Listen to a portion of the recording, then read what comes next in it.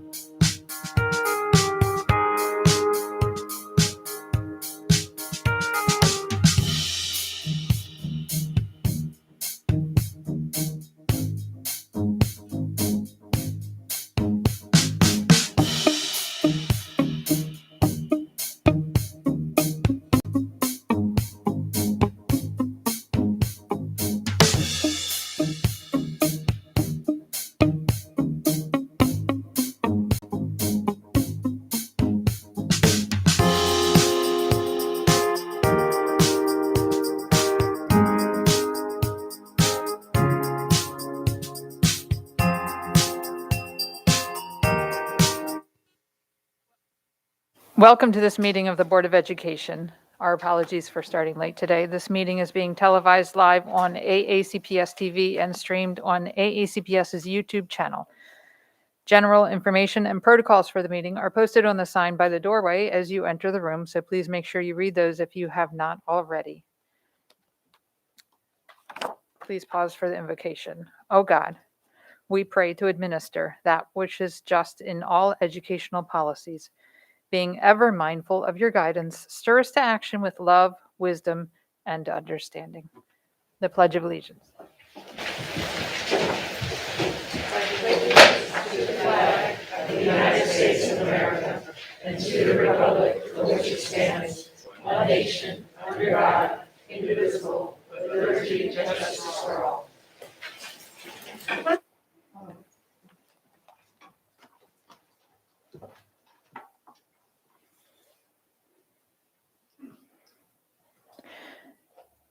Next, we have approval of the minutes.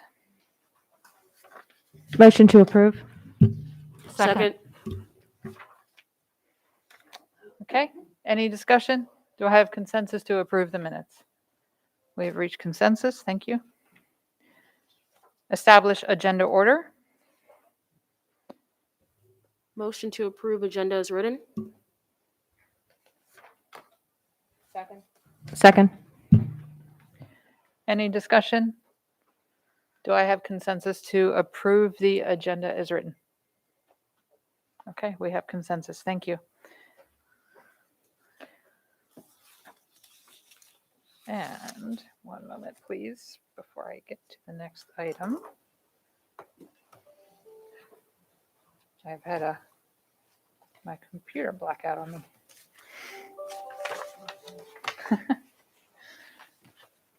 Sorry for the technical difficulties.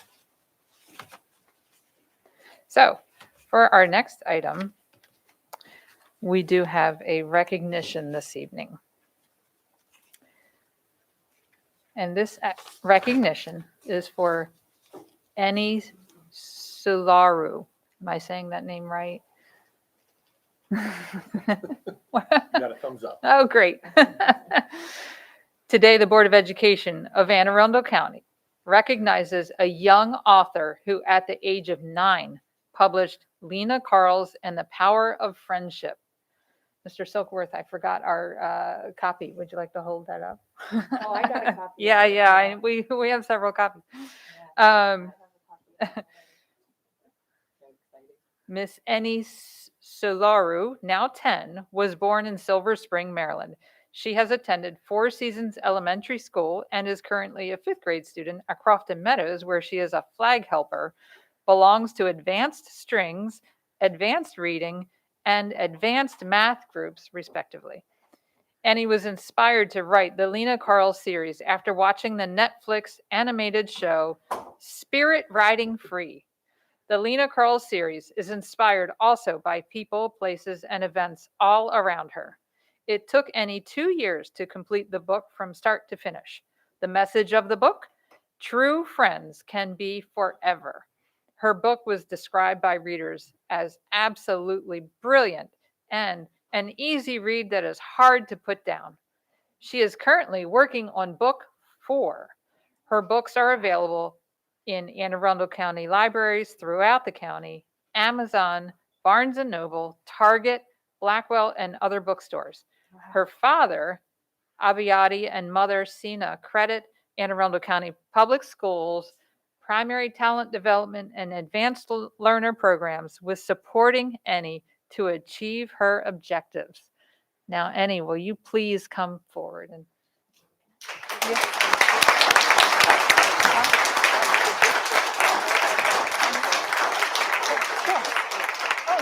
Sure.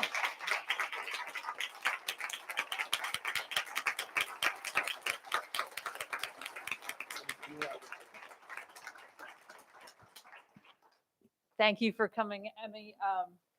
Ms. Corkadell would like to have a few words.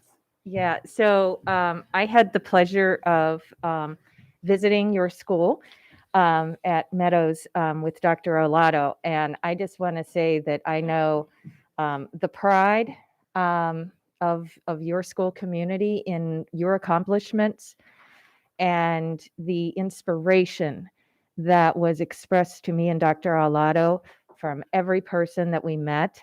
And I was so excited to get a copy of your book while we visited.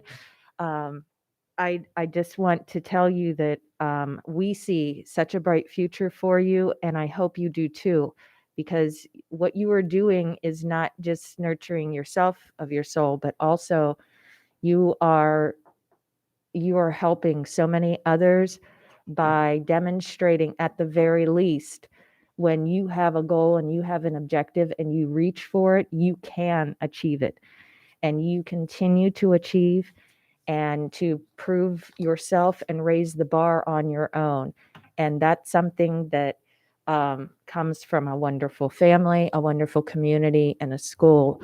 But most importantly, it comes from within with you. So thank you for inspiring you and your students and our whole community on behalf of Crofton and District 7. An extra shout out for you. I'm so very proud of you and everything you've done.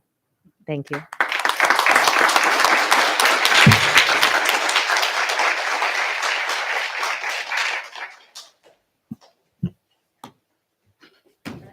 want to say thank you for inviting us and recognizing me. And also thank you to everybody who bought the book and gave it 5 stars on Amazon. Wonderful.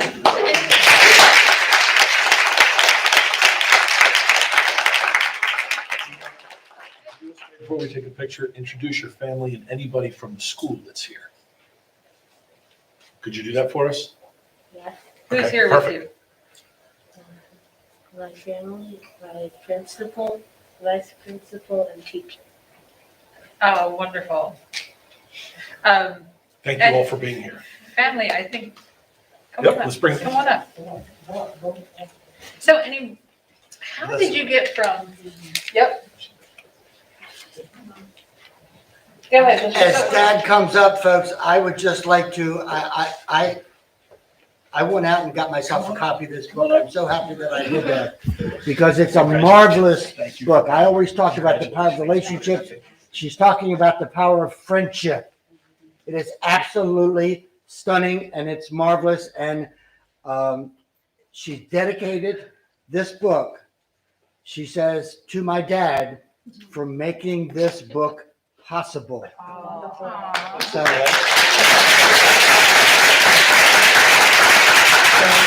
I would like to ask her if she would please sign my book. Let's take a picture of the signing and then, someone have a pen? Of course. And then we'll get a picture with pen. All right. Your book signing.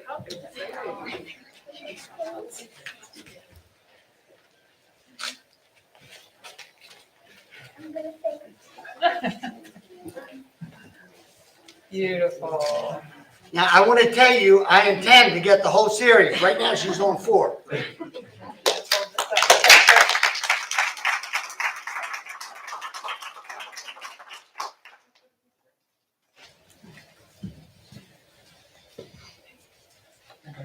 I can see everybody. Okay. Behind us. All right, guys, you guys lined up perfectly. We're gonna take a few of these, okay?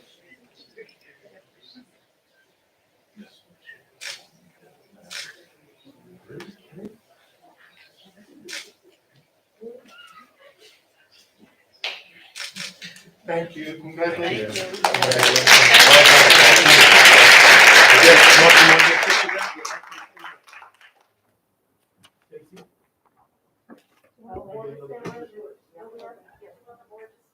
why don't you all stay?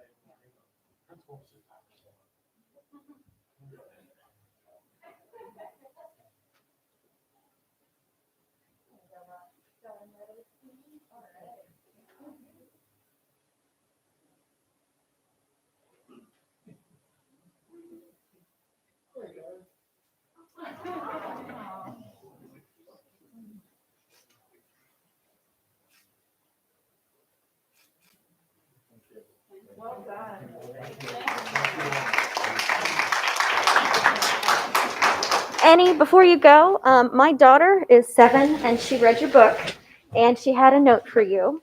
So I can either read it or I can give it to you, whatever you prefer. Okay, sure. It says, Dear Annie, I really liked the Lena Karls and the Power of Friendship. I really think you should make more Lena Karls books.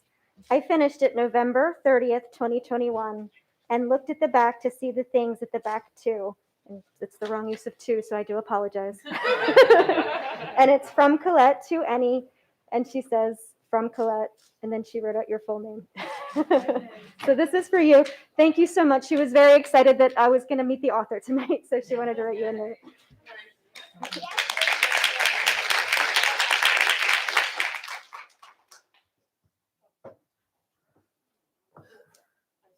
Oh, yeah, go. I just wanted to say to Annie, as a fellow Yoruba girl, you are inspiring me, and you're like a fraction of my age. And so it's really nice because I know that in Anne Arundel County, we don't see a lot of people who have names like ours who are from where we're from. And so I just want to say, I mean, you're already on book 4. Like, I've never even written a book before. So just to see you doing all of this at your age, I know your parents are proud of you and your siblings are proud of you. And so I just want to let you know that I'm proud of you as well, because this is just amazing.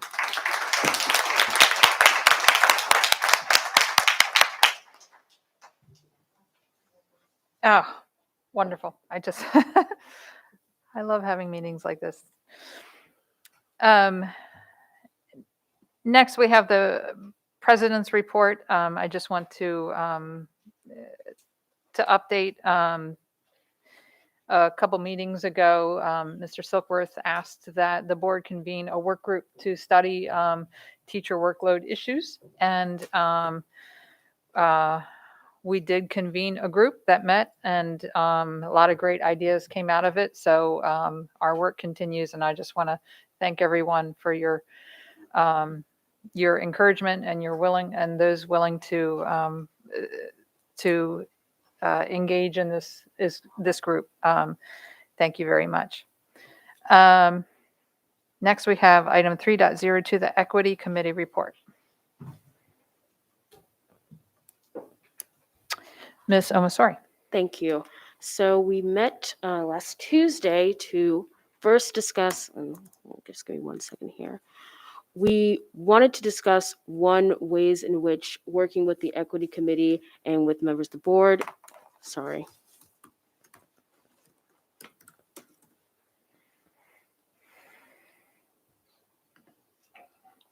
wanted to bring up my notes because we were trying to, figure out how we can have common goals. So we worked with Ms. Jackson, Dr. Gillens, and other members who were at the last meeting trying to bring up my minutes, discuss methods of evaluation to make sure that our equitable practices are yielding the results that we like. And this conversation is one that's very, very, I don't want to use the word dense, but it's one that we're wanting to continue across the entire school year. So first, we focused on having diverse staff, the methods that we use to ensure that we have equity in the ways in which we employ staff. So the types of questions we ask, how we retain diverse staff. So teachers of color, the assistant principals, administration of color, things of that sort. That's a discussion we just started. And by using the equity lens from MABE and applying that to all of our practices, we're furthering and looking at how we're going to evaluate how we proceed and how we can edit how we use those methods as we continue with all of our practices going on. So that's a discussion we're going to have to start and continue throughout the school year, but it's a really big one, so not much else that we were able to discuss throughout that committee meeting. Thank you. Item 3.03, Budget Committee report.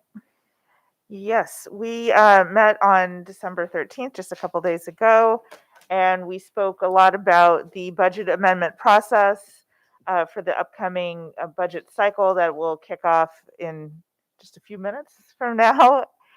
We also spoke about the budget book format and received the ESSER update that was that for the information that was available at that moment, which is that nothing had changed since the previous meeting. So in lieu of a meeting in January, we're going to be holding two budget hearings and a budget workshop, and those dates are online, I believe. The first hearing is on January 4th, the second January 6th.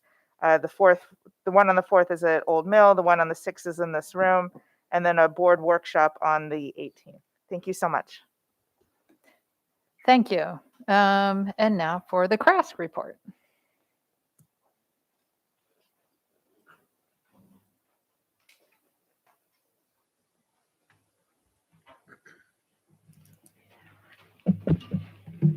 Good evening. Good evening. Good evening, President Ellis, Vice President Shawheim, members of the board, and Dr. Arlotto. My name is Arusa Malik. I'm currently a senior at South River High School, and I have the privilege of serving as CRASC president. My pronouns are she, her. To preface, this will not be a traditional report. In light of recent board decisions and reflecting on the effect that it had on students whom we have been elected and appointed to represent, we made it our priority to welcome and encouraged the voices of our students in our previous 2 meetings. As president of CRASC, it's been an honor of mine to lead my wonderful team throughout this integral year. From the transition of virtual learning to in-person learning, the introduction of our new learning management system, contact tracing for COVID-19, and every bump that's been brought up, student representation is key. That's why I'm up here right now. Upon learning about the board's decision regarding the non-renewal of Dr. Arlotto's contract, the CRASC executive team took it upon themselves to explore the processes behind this important choice. When it comes to personnel matters, the board may choose not to publicly share certain pieces of information, exactly why the reasoning behind board members' votes on the motion were not expressed openly. However, this board has until February 1st to reconsider their decision, thus allowing for more time for the community stakeholders such as parents, teachers, and especially students to speak their truth. We believe there is a pertinent need for transparency and involvement. CRASC has over 20 executive team members. All of these members have been both elected and appointed to their roles. It is their job to bring forth and represent the diverse opinions of the tens of thousands of middle and high schoolers in this great county. On December 8th, the team came together and through important and diverse discussion, agreed on a couple key points. Here to talk about them, our Secretary of Education, Fletcher Port.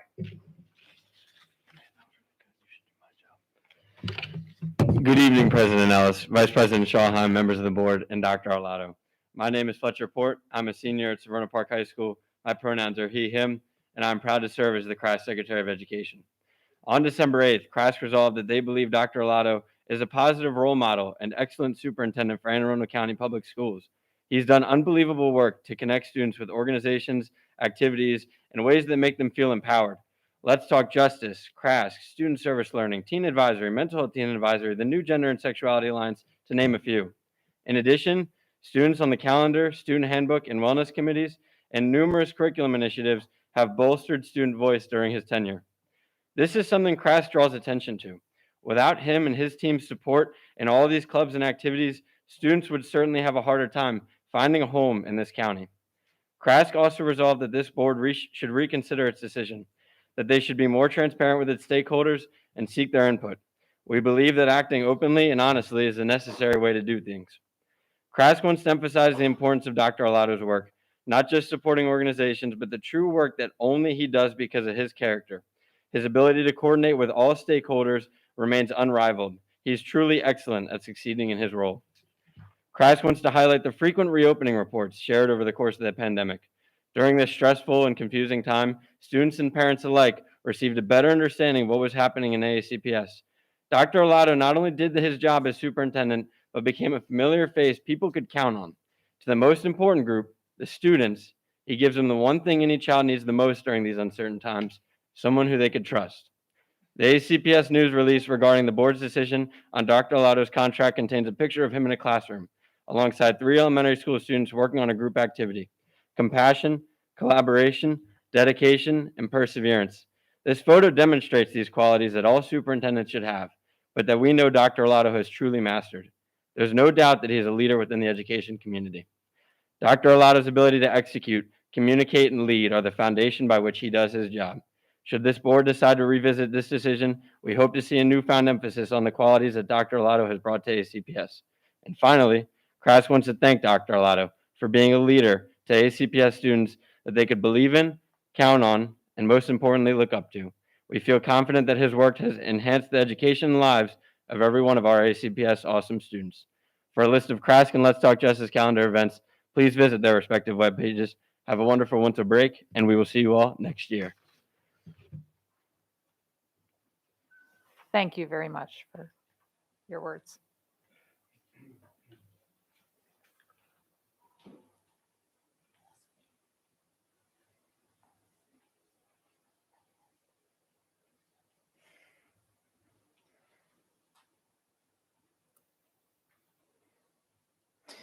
And next is the CAC report.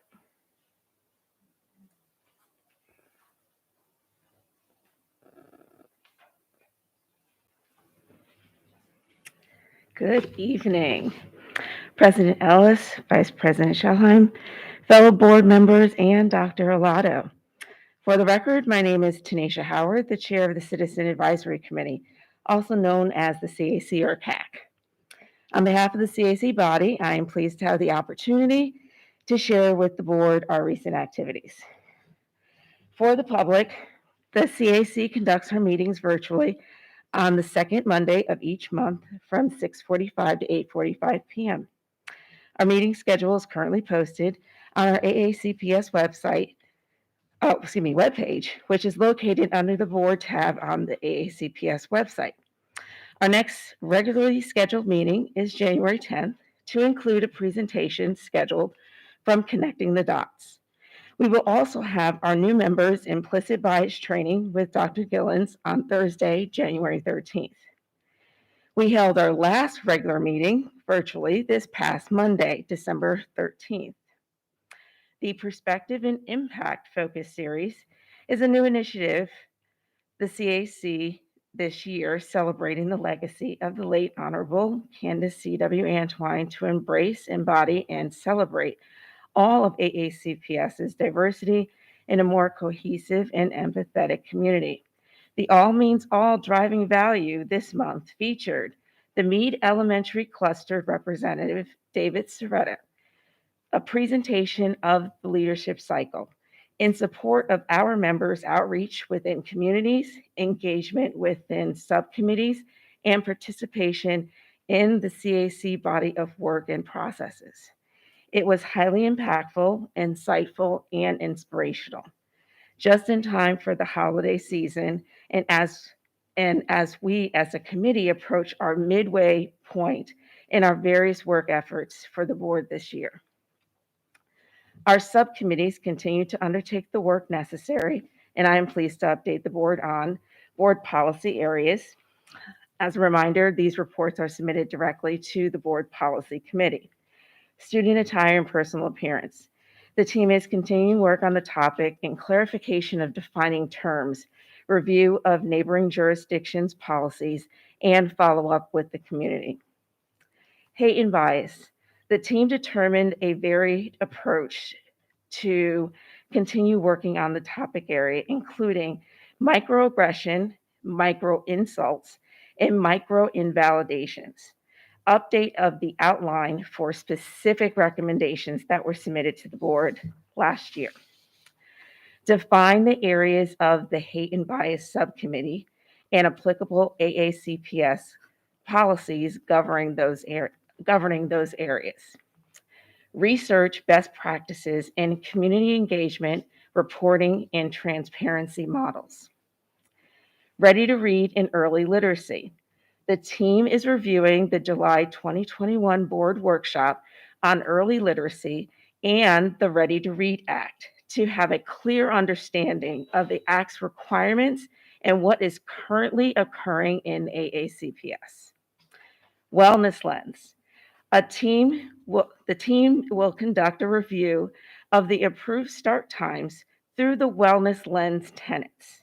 The group will also begin a framework outline to undertake similar review of CAC reports to provide additional summary information for consideration of the impacts on the wellness lens. For reference, the following tenets were considered under the wellness lens and currently under review: physical well-being, developmental well-being, social emotional well-being, cognitive academic well-being, accessibility to wellness, academic resources, and teacher staff training and wellness. We thank you for your continued support of the CAC. We look forward to the work ahead, knowing our group is poised for success with its talented, passionate, and dedicated members to deliver the assistance required by the board to meet all of our overall goals and address the challenges ahead and into the future. Such commitment from the board and CAC membership continually strengthens the CAC overall. As always, we welcome your feedback and look forward to a year with purpose, direction, and results. And may you guys have a happy and lovely, safe holiday season. Thank you. Thank you, Ms. Hart. And on behalf of the board, I want to thank all of our students engaged in CRASC and all of our community members engaged in the CAC, and wish all of you a very happy holiday season. Thank you. And now, item 3.06, the superintendent's report. Thank you, Madam President, members of the board. Before I begin, I just want to say thank you to the students. You are my joy. So thank you. Okay, lots of information to share. Currently, we have 453 active student cases of COVID and 62 active staff cases. There are 2,438 students isolated or quarantined at this time, and 77 staff members at this time. Ladies and gentlemen of the board, these numbers are concerning. I want to give you some comparison, if you'll allow me. When I was 2 weeks ago, when we were last together, we had 201 active student cases. We now have 453. When we were last together, there were 29 active staff cases. There are now 62. And when we were last together, there were 845 students in quarantine, and we currently have 2,438. The numbers are increasing. These reflect what is happening in the community. Our student transportation issues continue as the bus driver shortage continues to plague AACPS, the state, and school systems around the country.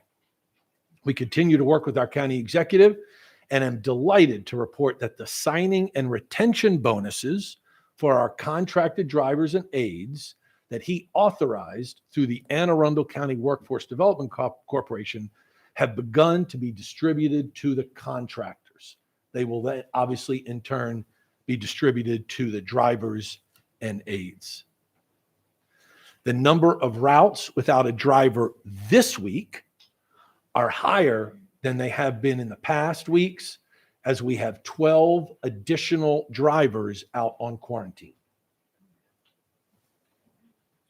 Regarding the recruitment and training endeavors around bus drivers, we have 12 candidates that are actively in the training class, but are not yet eligible for the written or road test.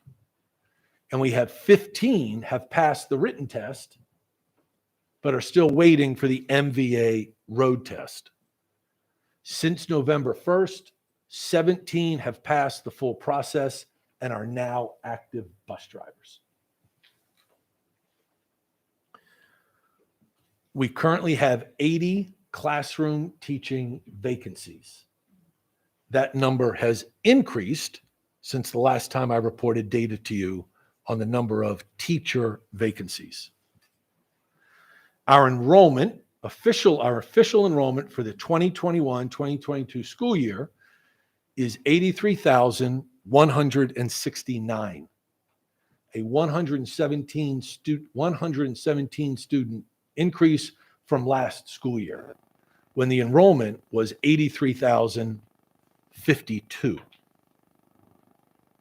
For comparison and context, the enrollment in the 1920 school year was 84,998, and in the 1819 school year it was 83,323.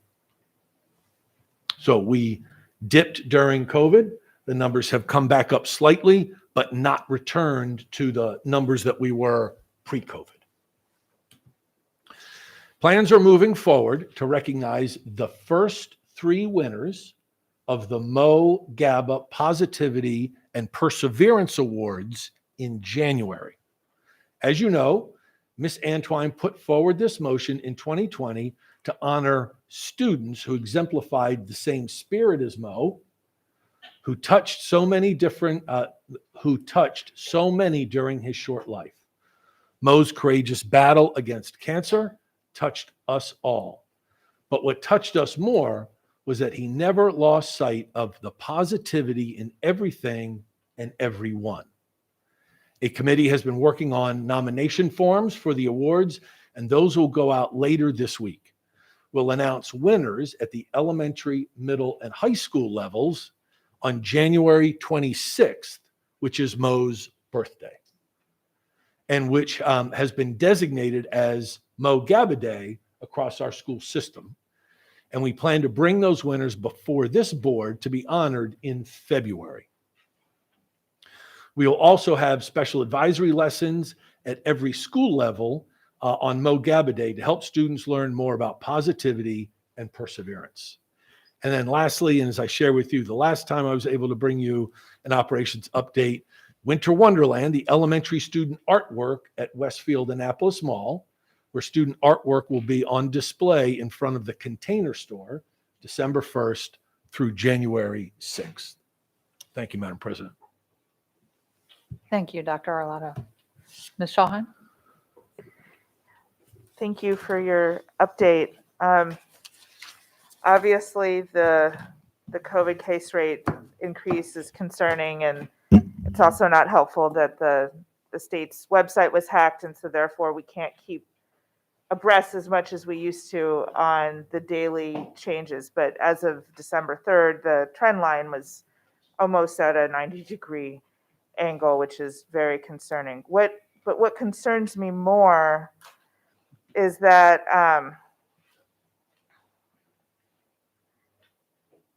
there are students who are currently quarantined that are neither positive nor symptomatic, and that they're experiencing days out of the school year at home. I can't overlook this. None of us can. And after last year, especially, those children should be in school as much as possible, especially with the availability, the wide availability of vaccines now for 5 to 11. And so I know this is a topic we've discussed offline, but I'm going to ask it publicly here. When can we see a change in quarantine procedures approved by the county health officer so that these children can be where they need to be, and that's in school as much as we possibly can? Thank you for the question. Let me respond first by saying that we have followed the advice of the public health experts in Anne Arundel County, in the state of Maryland, and the CDC throughout this entire time period. So the quarantine guidelines that we are following, and I know you know this, but for the larger good, that we are following are those that are approved by those same entities. So with that, we've had ongoing conversations with with Dr. Kalyana Raman and his team, and we believe that we will have new quarantine and contact tracing guidelines to start the new calendar year. So as we return from break, all of those students that are in quarantine at that time should have been cleared. I'll say our decks will have been cleared, if you will, in terms of data and those students. And I believe that we'll have new guidelines that we'll be able to put in place beginning the 3rd of January when we return from winter break. That's wonderful to hear. And for, if that can be sped up, I don't know if Dr. Kalyana Raman spends his evenings watching our meetings or not. He spends a lot of them here with us, as we know. This is a rare one where he's not here, but the sooner the better. And I say that with you all, those in the audience, those watching at home, and those on the board, knowing full well how much I believe in science, how much I believe in the CDC and our local county health officer. But I can't ignore the fact that the number of students on quarantine far exceeds the enrollment of our largest school in the county at this point, eclipses it, in fact. and that unlike last year where they had, where they logged in and they were in front of a teacher all day, while we have a robust quarantine instruction model in place, it does not replace in-person instruction. And so I'm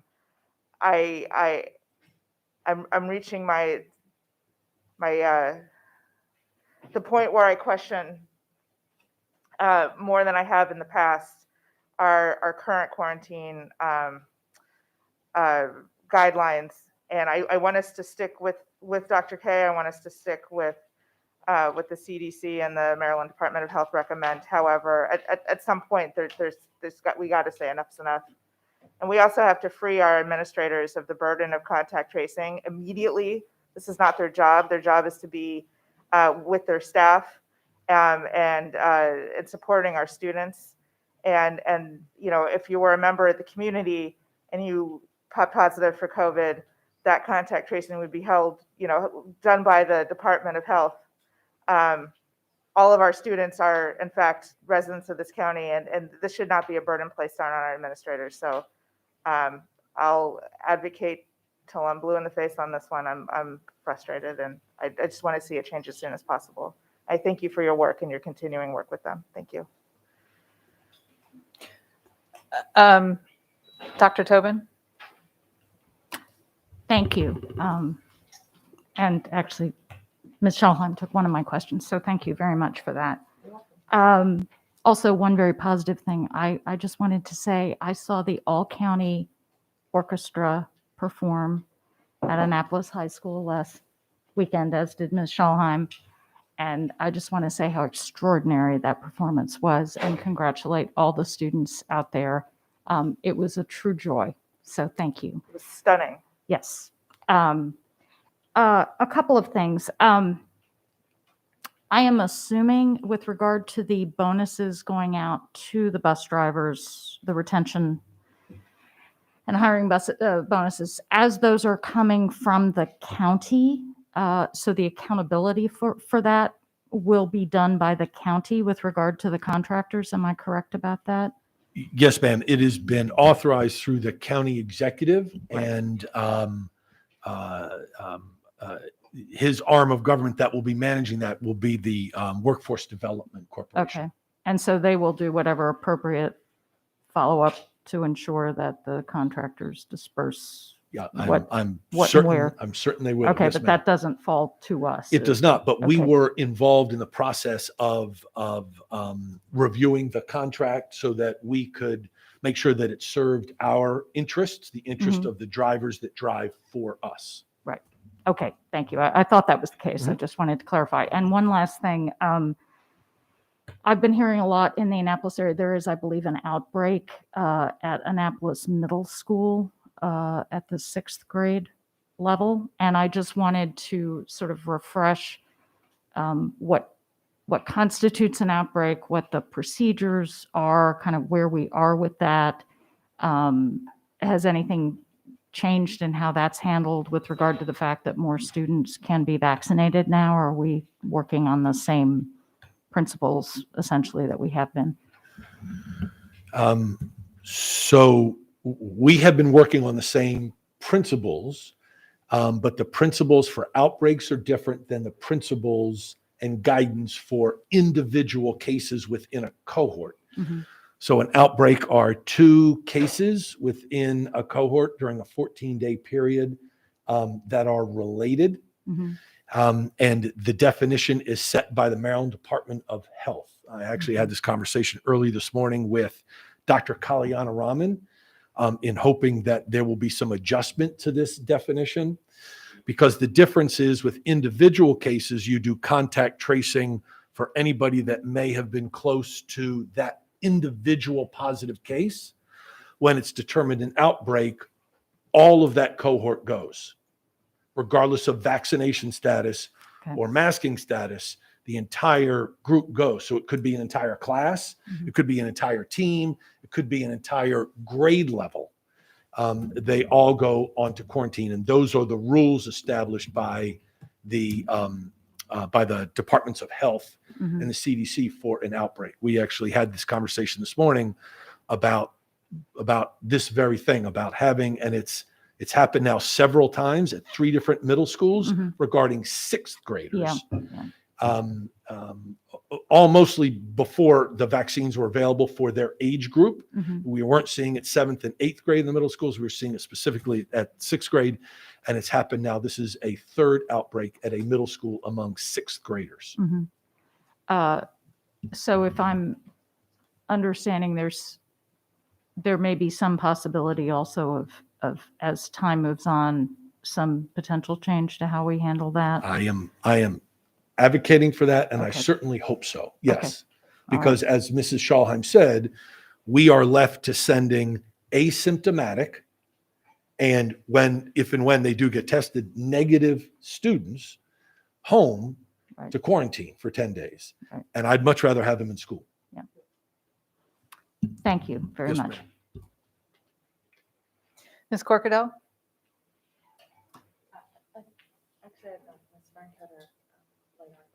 It just turned on, and I have someone else before her. Okay. Do you want me to come back to you? Yeah. Ms. Emma, sorry. So like you said, Dr. Olato, these numbers are alarming. And as I'm looking at the COVID dashboard, I mean, you have, out of the over 400 cases, you have 12 at Annapolis, 22 at South River, over 50 at Chesapeake.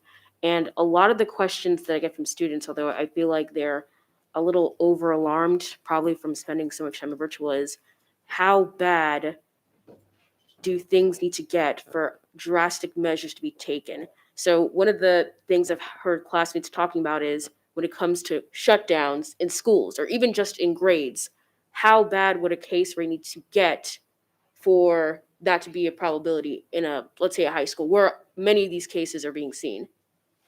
Ms. Amasari, a fabulous question. And the answer is, I don't know. And I want to be very honest about it.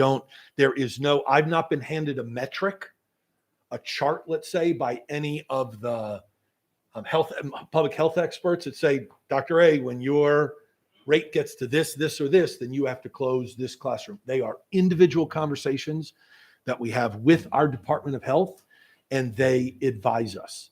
So our goal, as you well know, as this board knows, is to keep schools open.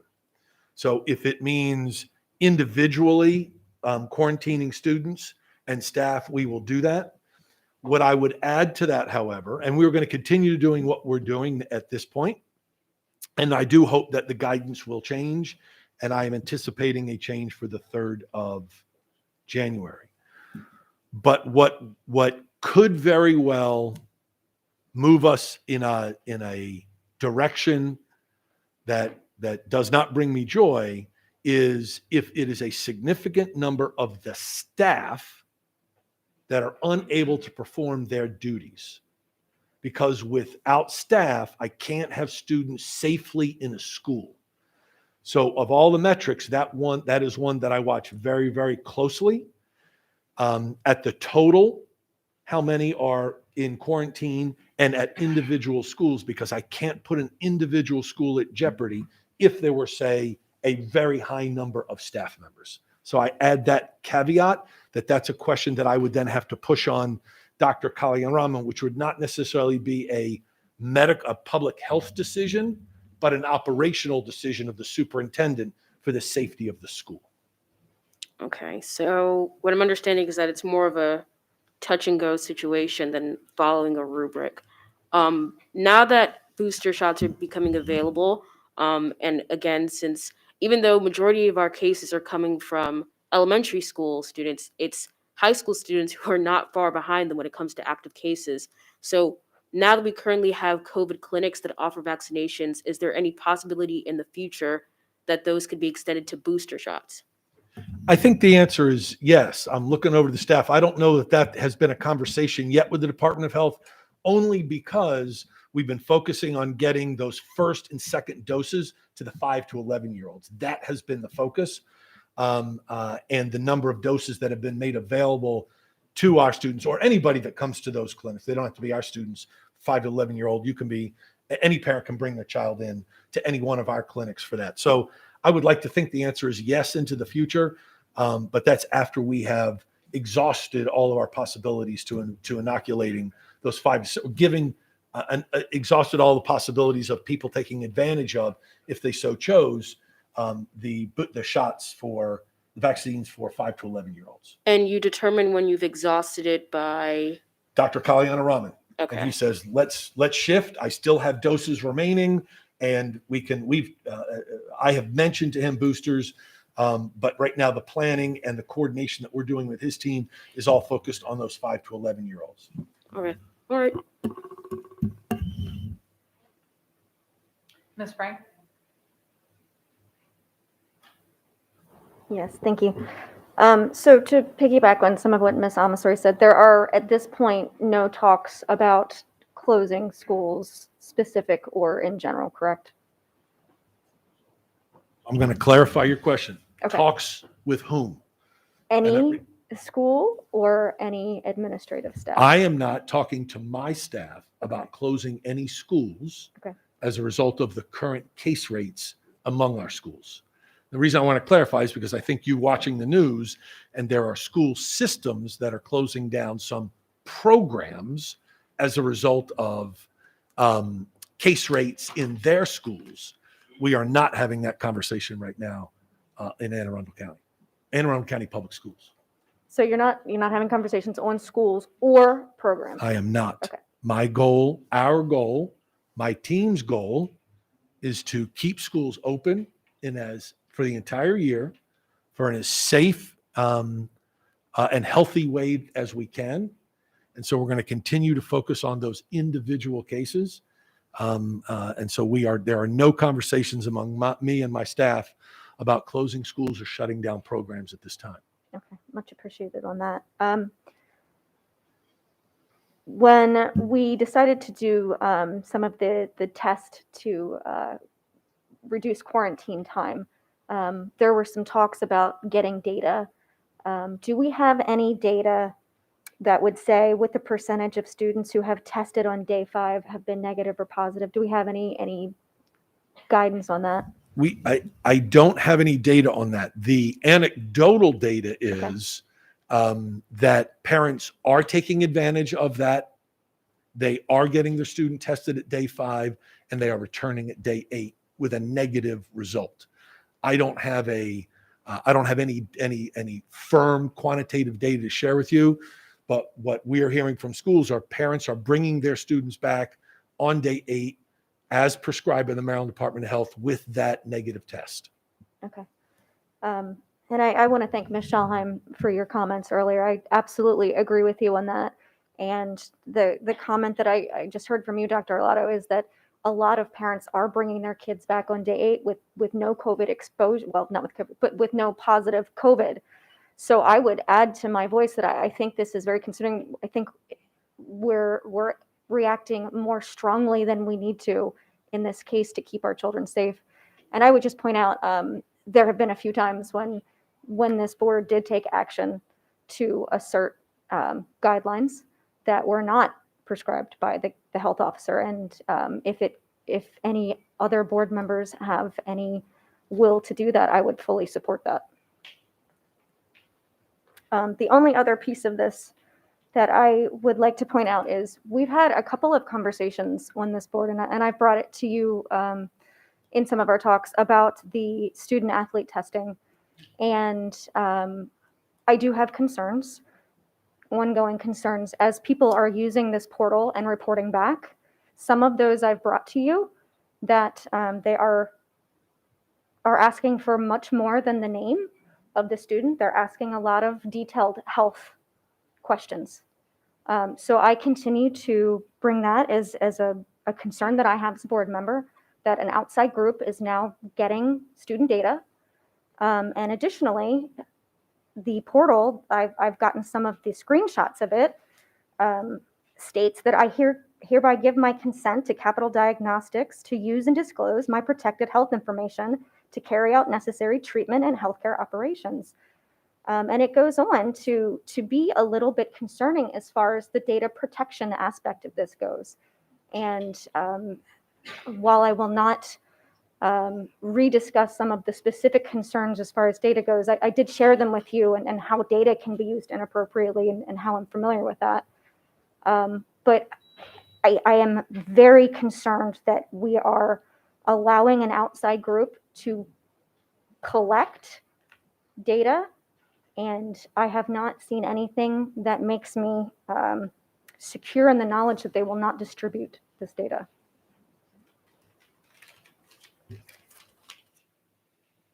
And if anybody else supports any motion on that, I would happy to be a second on that.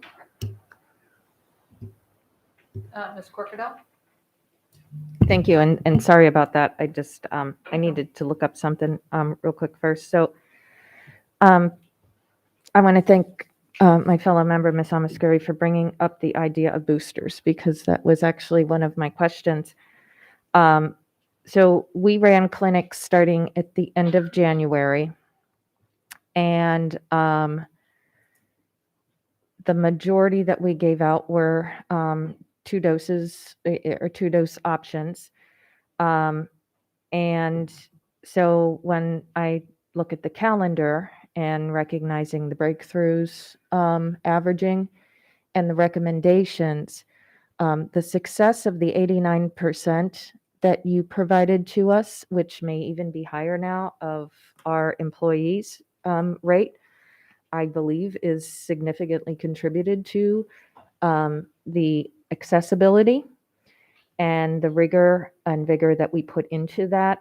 And so now with so many breakthrough cases, I would just encourage the conversation to maybe be with some vigor, because we're basically backspinning ourselves if we do not respond to the now I'm hearing 3, 4, who only knows? I mean, these are like, we're still working on, brand new things, but I really think there's some benefit overall. And when I'm looking at these cases and the numbers increasing, in addition to the variants that we're getting bombarded with, it could also be the effectiveness is dissipating too. And when I'm hearing things like the high school ratings going up, and we're actually in between kind of the sports and everything else, and with the vigor of the additional protocols being imposed on our winter athletes, I'm just kind of wondering, because all the athletic programs have subsided and we're seeing that. And I would just say, I think there's a good argument there. And so, Dr. Arlotto, are you able to continue to advocate for it? Would we have space in our facilities, or be able to coordinate an alternative space with one of our partners to replicate some of the clinic levels that we did for original vaccinations? If provided the health department has all the available boosters, et cetera, et cetera. Right. So space, yes. The same kind of resources that we put forward in the original vaccine clinics, those 9 weeks of vaccine clinics at Runner Park High School, no, we would not be able to rise to that level of Anne Arundel County Public School and staff support that we did at that time, because we were doing it all, other than actually administering the shot, as you well know. You were there. So, but space, we can make space available. And so I'll continue to have that conversation with Dr. K. We'll meet tomorrow evening, as we do every Thursday and have for well over a year now. And I'll mention boosters, and if they have the wherewithal, if they have the doses, and they have the personnel, we will make space available to them for boosters. Thank you. And then, as it regards our continued diversion of resources away from our students for some of these health tasks like contact tracing and the like, I guess what I'm going to do is suggest to my board to consider, I don't know if this meeting or the next, that maybe, Dr. Arlotto advocates very hard for us, and I know well expresses probably with greater detail than we could even as a board, as to how terrible it is that our APs and our principals, especially, I mean, in that unit, they're not able to help our teachers. They're not able to help the students who's getting bullied like they normally do. And they're not able to spend that additional time afterwards that they normally would. They're on the phone doing contact tracing. And every industry in the entire state of Maryland, except education, is being supported by it. And as our case rates go up, and given the absence, I mean, a lot of our neighbors have the benefit of their health officer reaching out to the boards of education, recognizing their obligations. And so I want to keep a strong relationship, but we don't have an opportunity as ourselves, as the governing agencies, to have interactive dialogue, have our questions answered, and the town halls have dissipated, as did the state of emergency. So I'm going to suggest that maybe we consider drafting a letter to express our concerns as a board concerning that, to help strengthen Dr. Olato's voice, because this is not sustainable, and we say this every single time, and there is no relief. There is no interaction. There's no request to give us updates, even on these terrible, drastic numbers. And we have to make decisions without that interaction is growing concern. I mentioned at the last meeting, I think it's a good idea for us to, especially coming out of a heavy interactive winter break, that we anticipate the higher numbers, that we consider inviting him. It was not supported last time, but our numbers have gone up, and I think there's some new information there. So I'm going to ask again if we can actually get an interactive conversation. I understand the questions are hard, especially when we are sharing the questions and concerns of our constituents. There's a lot of emotion to it. But I do believe that Dr. Olato, although you are very astute in this and have become an expert in your own right, along with so many other superintendents, there are questions I think would be helpful to us. And if we could actually get the answers in advance, maybe even in that coordination, to help make things easier. But I do think we need to be corresponding at least, and stating what the effects are having on us. Because even if they can't do something now, I think it's important for people to know that we know what they're going through, and we're willing to advocate for them. And I would just ask my members to join me in that.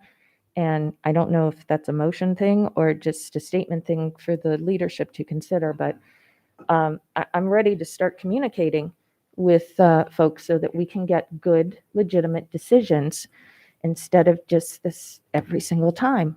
It's just not fair. To our students, that we continue to be in this position. But thank you. Yes, I want to strongly advocate for what Ms. Shawhan was saying about contact tracing. Our administrators, as you know, Dr. Arlotto, they just can't anymore. They can't. They've hit the brick wall, I think, and we've heard about it. And if someone is exposed outside of our schools, the county does it. It is a health function to do this contact tracing, and it should not be on our administrators. That does need to stop. So I would certainly support a letter in that regard. Going to, I think it would probably go to our county executive and our health officer, saying we can't. Could I also recommend the state health officer too, Dr. Chan, Janine, because I know that they're I know they're willing to listen, but I think at this point we need to start communicating it more Exactly direct. right. Is my point, and getting more interactive dialogue for our job, the what's and the whys. Yep. I'm not talking about so we can start getting in the weeds with operations, but we need to know enough to be able to do our job. Yeah. Thank you, President Ellis. All right, thank you. And Dr. Arlato, that's all the lights I see. Thank you for your update. And I have lost, here it is. And now, Dr. Arlato, we have item 5.01, presentation of the superintendent's I'm sorry, we have public comment. Skipped right over that. So we will begin with virtual. I don't think everybody would have allowed you. No, for certain, for certain. That was completely unintentional, I assure you.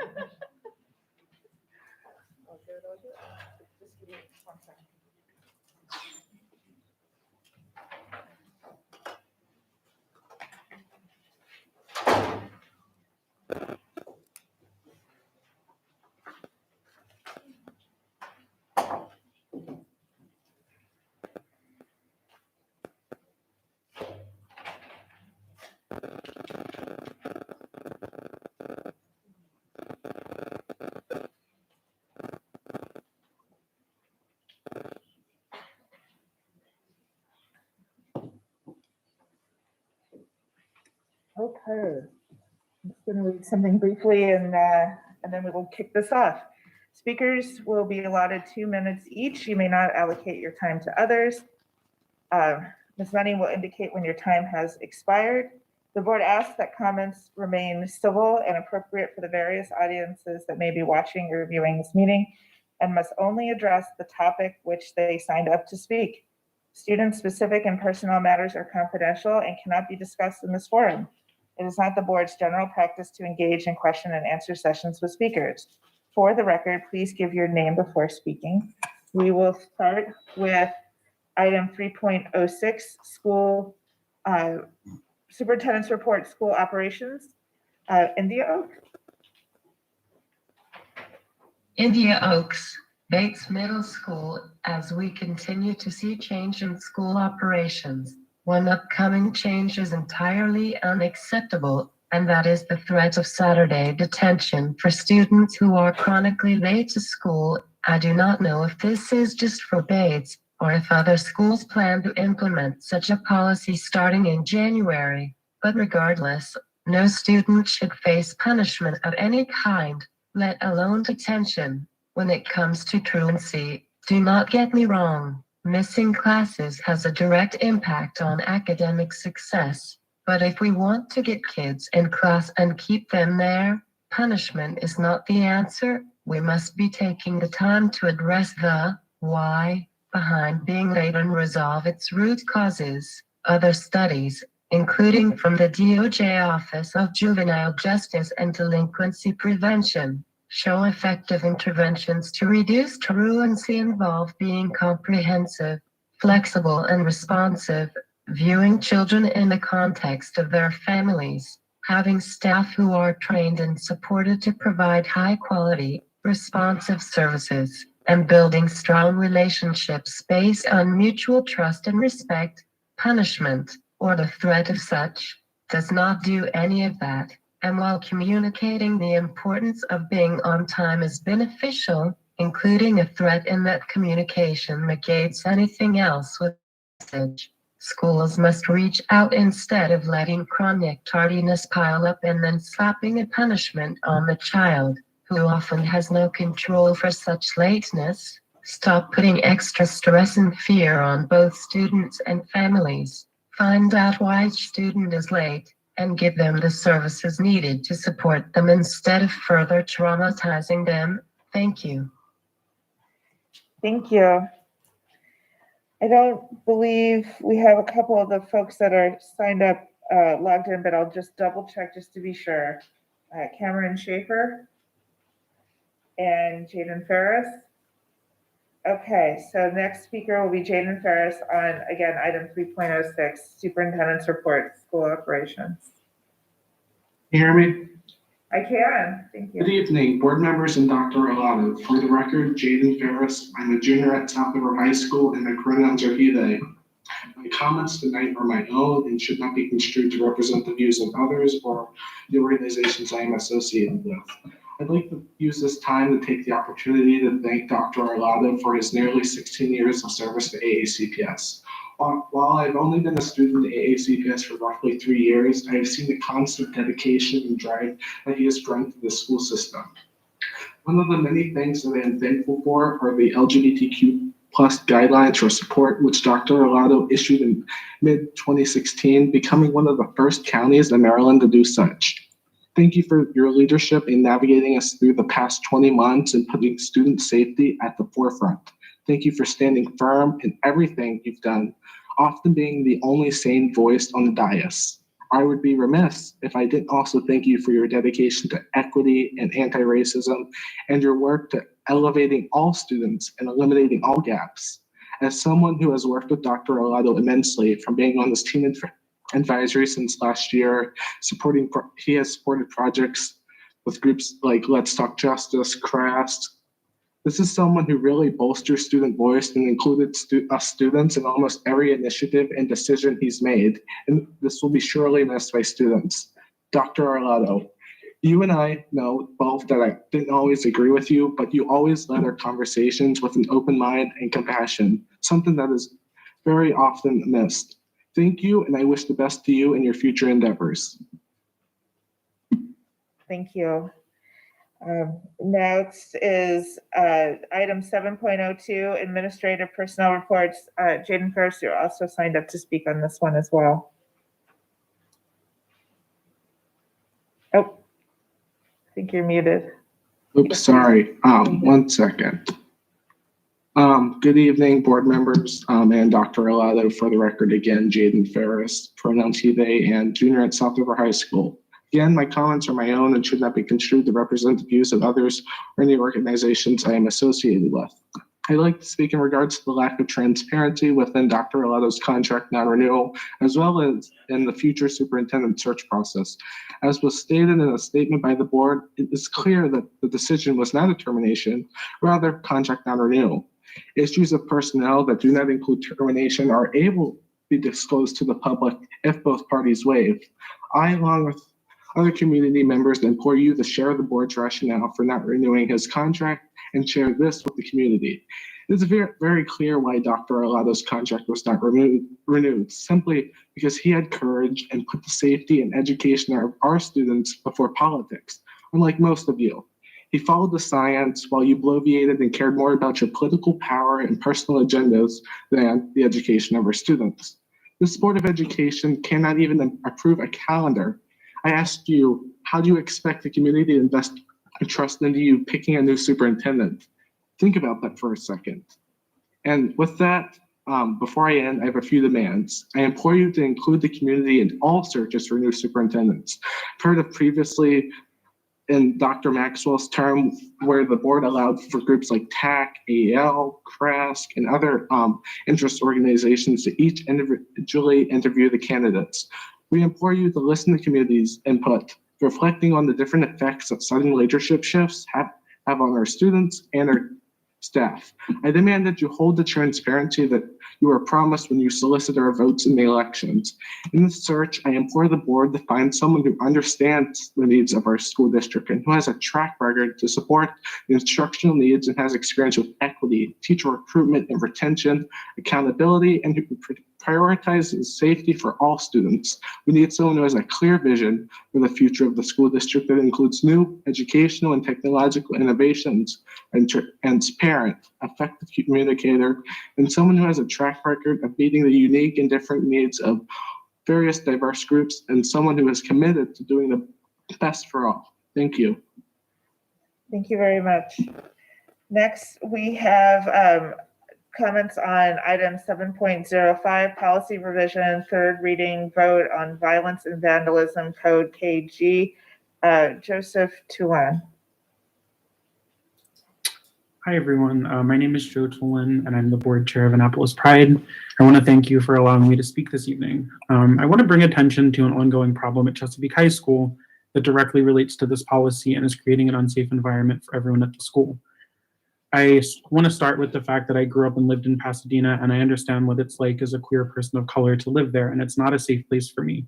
I remember countless times where I was called and endured racial slurs and homophobic slurs, and I know just how bad the bullying affected my mental health. Last week, I was excited to hear about a One Pasadena event to chalk support for LGBTQ and people of color students from Pasadena.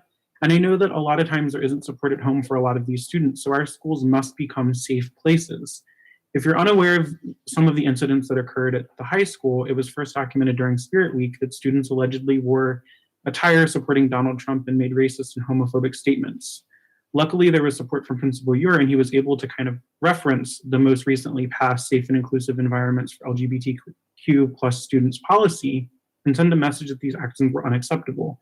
But in the aftermath, there have been posters supporting LGBTQ plus students that have been ripped down and replaced with posters alluding to Black Lives Matter rhetoric or Blue Lives Matter rhetoric. There have been racist caricatures airdropped to students. And after the chalking event, some of these works of art were destroyed by water and milk. Even more disturbing is the fact that apparently no adults at the school intervened with any of these incidents. I am really concerned about the students. The Trevor Project, who published data this year showing that 42% of LGBTQ plus teens have considered suicide, and that number is even higher for LGBTQ plus people of color and non-binary and transgender students. The leadership at the school is doing everything they can, but they need more support. There needs to be more training and education on issues related to race, gender, and sexuality for everyone, including the school staff and parents and the students themselves. These changes need to be made as soon as possible, and I urge you to more thoroughly implement the recently passed Safe and Inclusive Environments for LGBTQ Students policy. There's no time to waste when students' lives are at matter. Thank you. Thank you very much. That concludes our virtual public testimony. Thank you to everyone.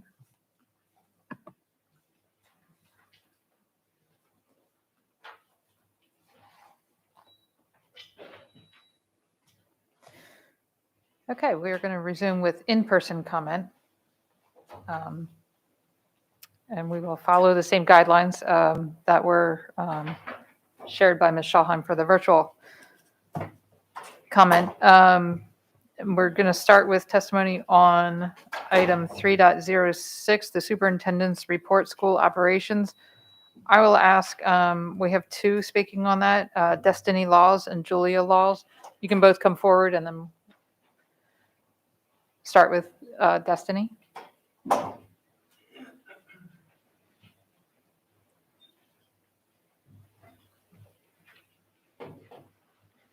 Good evening, members of the board. My name is Destiny Walls, an unvaccinated athlete. I emphasize unvaccinated athlete because that's all that seems to matter here. Thankfully, I recently contracted COVID. I say thankfully because had I not contracted COVID, I would not be able to participate this winter season. This board put all us athletes in a position to have to choose between doing what we love and have invested so much time in perfecting and being harassed daily about our vaccination status. Many of us athletes chose COVID. Catching COVID was way easier than being targeted and harassed every day. Please focus on letting us learn. Nobody cares whether or not I know what assignments are due and when. Nobody cares what grade I'm going to receive because I don't know when my due dates are. The only thing that really matters here is my vaccination status. So I'll repeat. I am unvaccinated, I will remain unvaccinated, and I still don't know what's due and when's due. Thank you.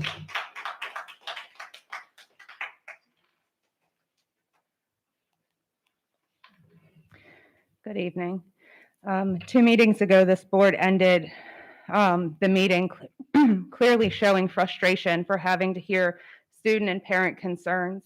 You succeeded in showing that you are not here for each and every child, specifically my child, who sat here late into the night because you are responsible for the decisions that dictate the climate at her school each and every day.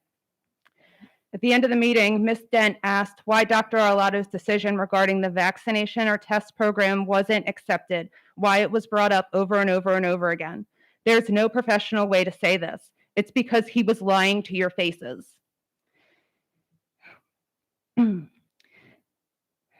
Only 3 of you were dedicated enough to dedicated enough to the students to stand up and say something about it. On multiple occasions, Dr. Arlato reported that the only information Capital Diagnostics would receive was the student's name and which school they would be testing at.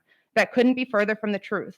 Because 5 of you were too tired and frustrated to do your jobs that evening, Capital Diagnostics has now received the following information on each of the students you failed: their name, grade, teacher, date of birth, address, vaccination status, gender, ethnicity, parent's name, parent's date of birth, email address, phone number, race, in addition to whether or not they are pregnant, have ever been hospitalized, been in the ICU, in congregate care, or in healthcare. Not only did the parents have to provide this information, but they had to sign a consent allowing the information that you shared with third parties. This is what was told to you and us, and you allowed it to happen anyway.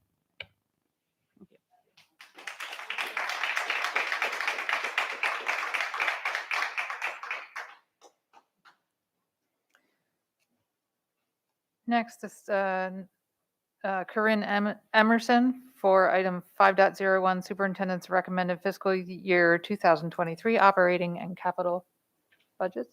Is Ms. Emerson here? Okay. Next, Emily Mosier, election of board officers.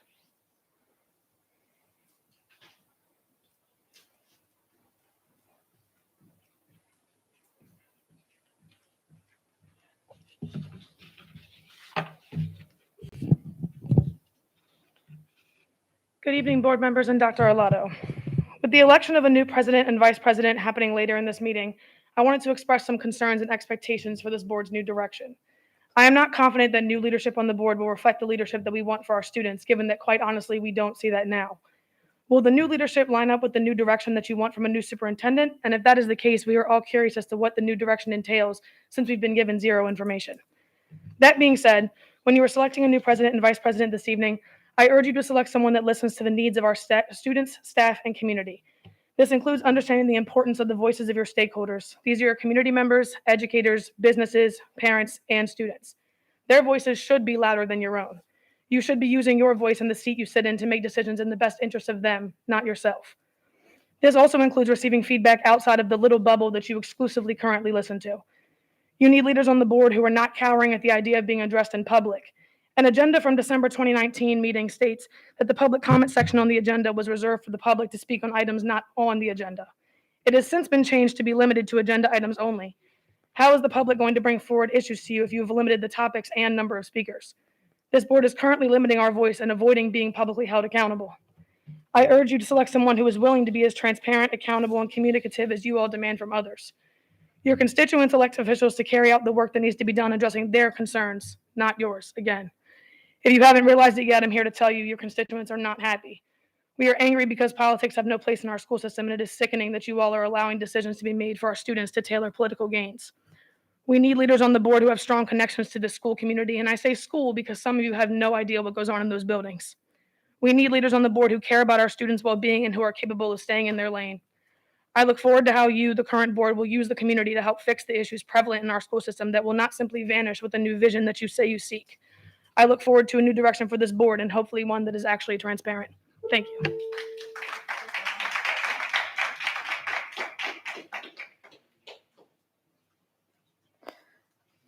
The following speakers are here for item 7.04, policy revision, third reading, non-discrimination code AC. Julia Laws, Ruth Lowry, and Carrie Gillespie. My apologies if I've mispronounced the name.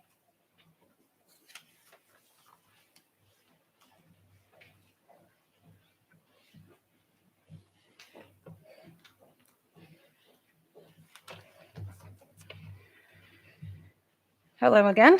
I'm sorry, last time I didn't tell you, I'm Julia Laws, parent of an AACPS parent. There's a lot of edits made to the discrimination policy, and it appears as though this policy has been crafted to allow discrimination of unvaccinated students. Other counties have reversed the test or vax policy for athletes, and I urge each of you to reach out to them and ask why. Look into your schools and why this is happening. Continuous discrimination of all unvaccinated students has incentivized catching COVID. Those who have had COVID within the last 90 days aren't being removed from their classes. They are free from excessive quarantines. And for the athlete, that also means free from testing each week. That means 90 days of uninterrupted education and participation in their extracurricular activities. At this point, the students, parents, and community trust COVID-19 more than we trust each of you. Keep that in mind as you ponder the increasing numbers. And I have some more, but I'm going to send that part to you in an email based on the conversations that were held earlier today. Thank you.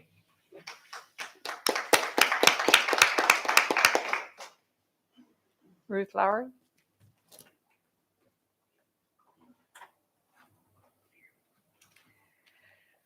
Good evening, board members, Dr. Lotto. My name is Ruth Lowry. Your own non-discrimination notice on the website as it stands right now, Anne Arundel County Public Schools prohibits discrimination in educational programs and in employment on the basis of actual or perceived race, color, religion, national origin, sex, age, marital status, sexual orientation, genetic information, gender identity, or disability. I would argue that your policies on COVID quarantines, testing practices to play sports, and vaccines are in violation of this policy. Segregating students based on a private medical procedure and publicly shaming them is deplorable. These policies are suffocating students and burdening teachers, staff, and parents.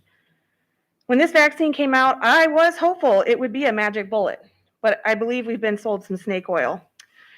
Now that we have the data on how COVID does not adversely affect our children, we need to stop doing the same practices which cause more harm than good. I want to thank Ms. Schalheim for at least asking the question why kids who are not sick and not positive are missing school. It is a start. We got to keep beating that drum. And basically parents are hearing rumors that from their kids that ACCPS will not be returning to school for about a week after the holidays to quarantine, like Howard County is announcing with their activities recently. It was brought up by Ms. Frank, thank you. I'm hopeful that we continue to hear what Dr. Lotto said, that is not in the works. Parents will not tolerate that. Thank you.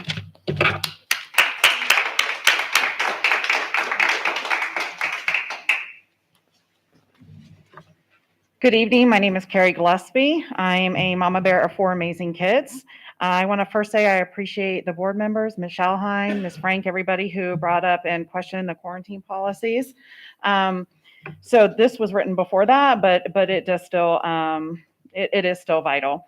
How ironic that coming out of the much touted Unity Days, which supposedly promotes kindness, acceptance, and inclusion, that AACPS and this board are directly responsible for both excluding and discriminating against many students.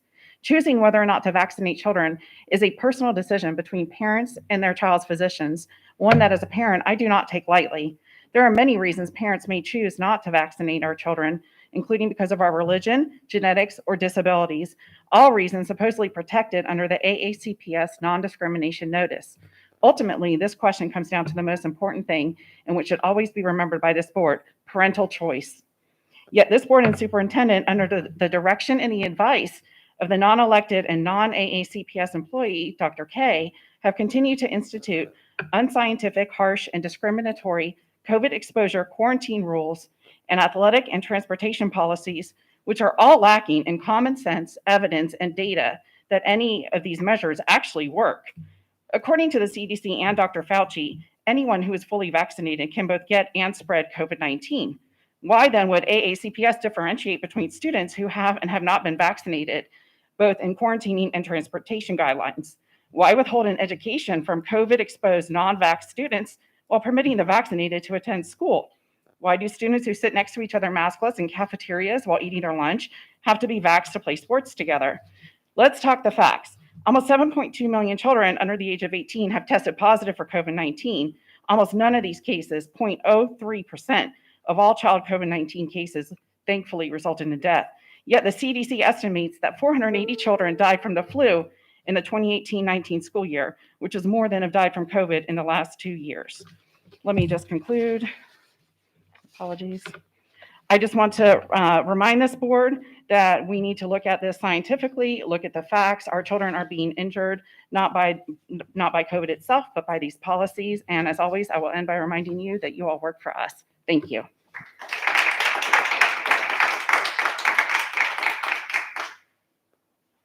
Next for item 7.05, policy revision, third reading, violence and vandalism, code KG, Ruth Lowry.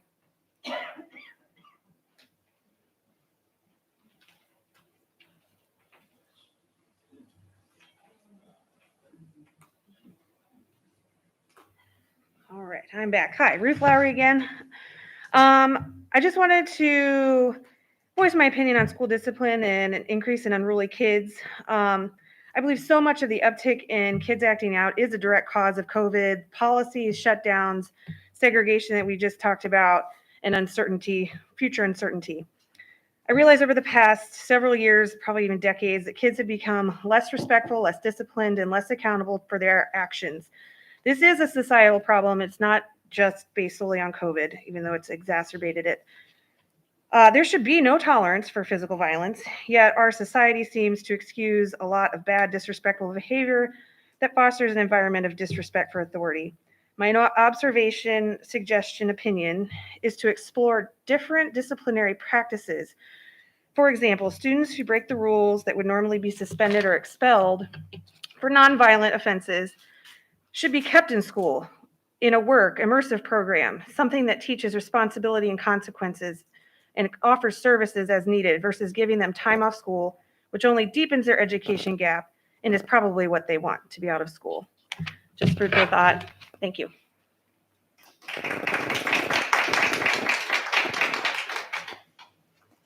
And for item 7.08, policy revision, first reading, emergency plans, code EH, Carrie Gillespie.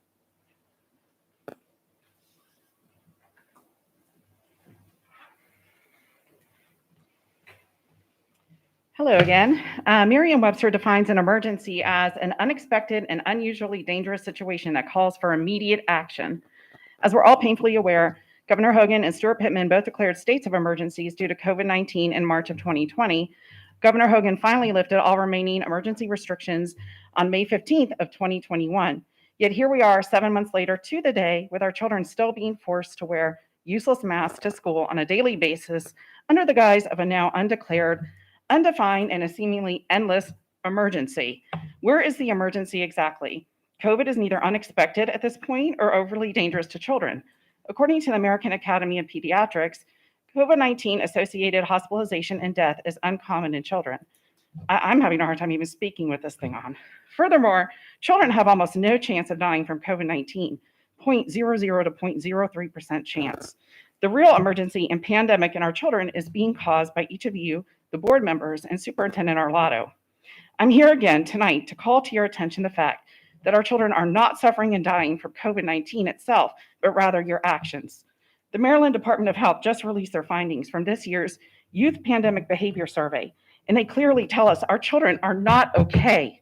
According to this survey, nearly 3 in 5 high school students in the state struggled with mental health issues this past year. 1 in 5 Maryland teens seriously considered attempting suicide. And sadly, I know of multiple suicides that were unfortunately successful in children in my and surrounding communities since COVID lockdowns were implemented, from students at Broadneck, Severna Park, Pasadena, and Glen Burnie. I have heard of 0 COVID deaths in children in AACPS in this time frame, yet I never hear this board or Dr. K speak on these poor students and all the suffering that is unnecessary.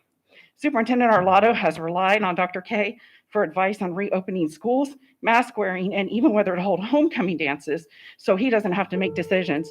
Dr. K is not elected by us parents to make decisions for our children. Dr. Arlotto and this board is.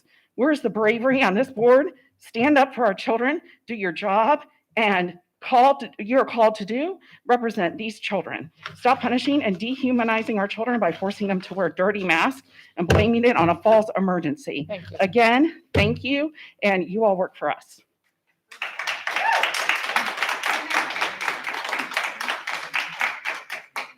That concludes the public comment portion of our meeting. Ms. Frank? Before we close out public comment, I wanted to discuss a possible motion. Okay. I had hoped to finish it before the superintendent's report on operations, but I was not able to check for legal impediments in that time. But I think that it's relevant to the public comment that we've heard tonight. To that end, I move that students who have been deemed close contacts but who have not tested COVID positive and who are asymptomatic should not be quarantined in 2022. Second.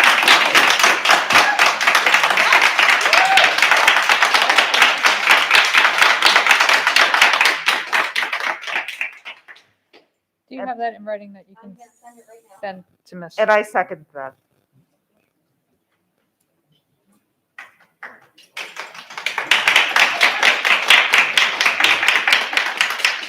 Ms. Corkadell?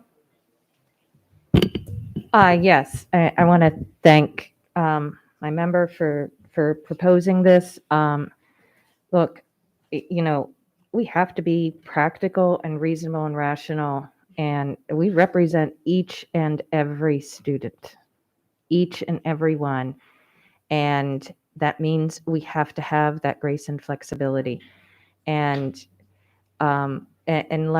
look, we're not only is the quarantine affecting our students directly, but the indirect consequence of what we have to do in the background to even perform to that, and the learning loss. I mean, the test scores apparently have been released. Our numbers in Maryland are not looking very good, and I'm not hearing about that. No, our staff has to focus on health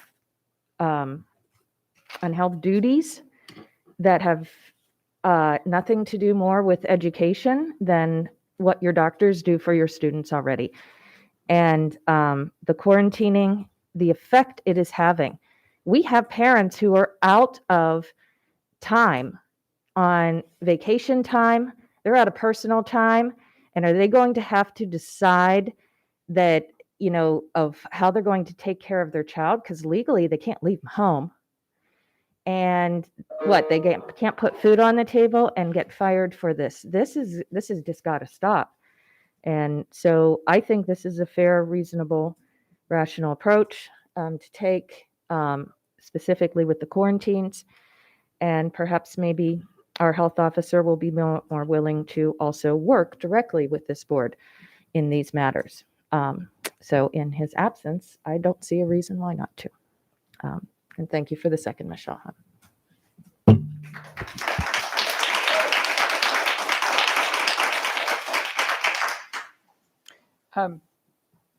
Ms. Money, do you have the, can I hear the motion again? I move that students who have been deemed close contacts but who have not tested COVID positive and who are asymptomatic should not be quarantined in 2022.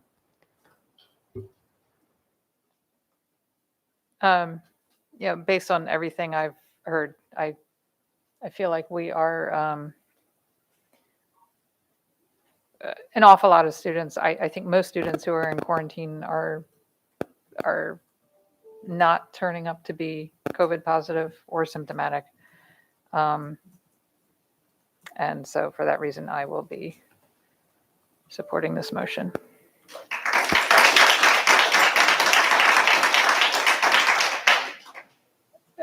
Dr. Tobin. Yes, thank you. Thank you, Ms. Frank, for the motion. And I think generally I'm in support of it. I just want a clarification. Close contacts who have not tested COVID positive, as of when are we talking about? If they have subsequently gone on to take a test, obviously, if they are asymptomatic but test positive subsequently, we would still not want somebody who has tested positive to come into our schools. But other than that, any asymptomatic student should be allowed to attend our schools. So somebody who just decided not to get a test, according to this language, would not have a positive test, right? Correct.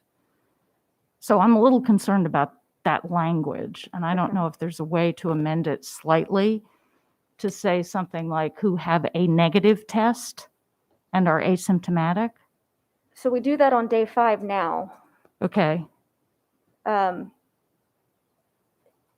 Generally, symptoms start to arise between day 3 and 5. So if they're a close contact and they take a test on day 3, it would be where you want to draw the line. Yeah, that's essentially my question. It seems to me, and maybe Dr. Arlotto can, or other staff, it's a little vague to me in the way it's stated, so I'm just Okay. wanting to make sure in terms of implementation, it's clear.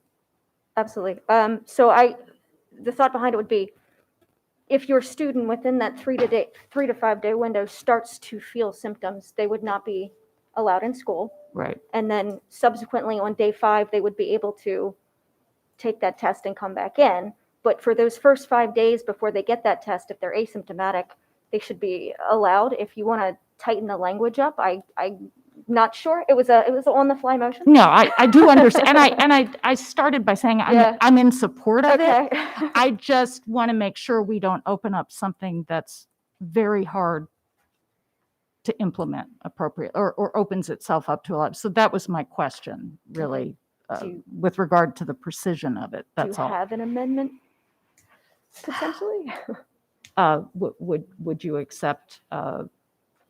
And now I'm forgetting the days who are asymptomatic and have not tested positive. What did you say? Was it day 3, day 5? I can't remember. Usually they start to show symptoms between day 3 and 5. Right. That's generally, that's Right. not, Right. 100%. Maybe Ms. Corkadell has some Yeah, thoughts. go ahead. Actually, so. Sorry. Oh, yeah. No, Sorry. what, I was, yeah, no, that's fine. I just had the language. She was assisting with the language that Dr. Tobin was. Do you want to go ahead? That's all right. And then she went over, so that's Okay. why I'm like. So, the Department of Recs and Parks winter sports update has some language I think we may be able to borrow here.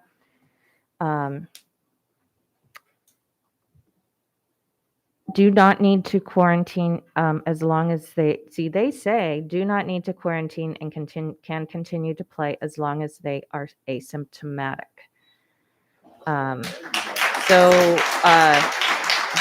They should continue to wear a mask for 14 days following a known exposure. Mhm. And then there's all the other standard stuff, Okay. which is Alrighty. universal. Okay.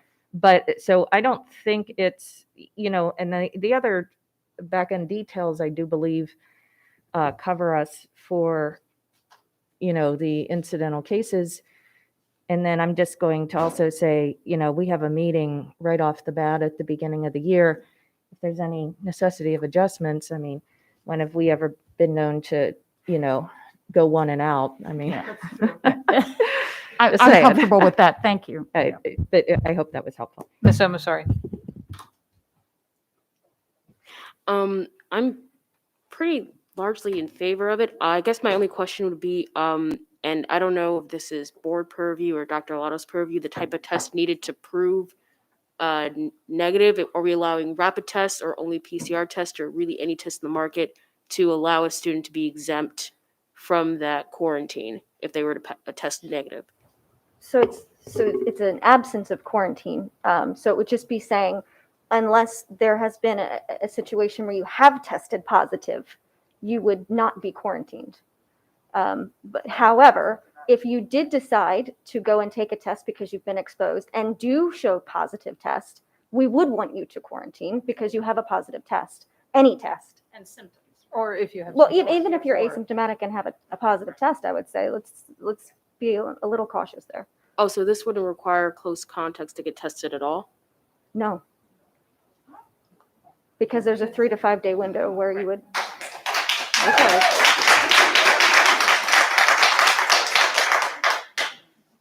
So for those who do choose to test, is there going to be parameter? Can they use any test at all? If they do choose to? That would be up to the purview of the superintendent, I believe. Okay. Ms. Dunn? So I have a couple of questions. The first one is 2022 is 16 days from now. And I'm never, ever going to make a rash decision. So I will not support the decision tonight because I don't think it's well thought out. I think that we're acting under pressure. Once again, scientific data, opinions, all those things are words for me that concerns me when we're talking about the livelihood and lives of students here across Anne Arundel County. We're not talking about just a group of people. We're talking about 84,000 students. So while I do agree that there is some leniency that needs to be taken when it comes to how we are restricting students coming to school, especially when they are quarantined, I don't know that the number is 3. I don't know the number is 5, but I do know that I don't support that the number is in 15 days that we're acting on a policy. So I will not be supporting this because I think it needs to be well thought out, and I support and respect everybody's decision. But I also think that when we make decisions under pressure, once again, we have to think about the impact of those decisions. Ms. Shawhan? I'm sorry. Okay. I just wanted to state that previously it was any test that was read by a doctor. So it's not like your over-the-counter thing. If you go to like a Walgreens or a Rite Aid or whatever and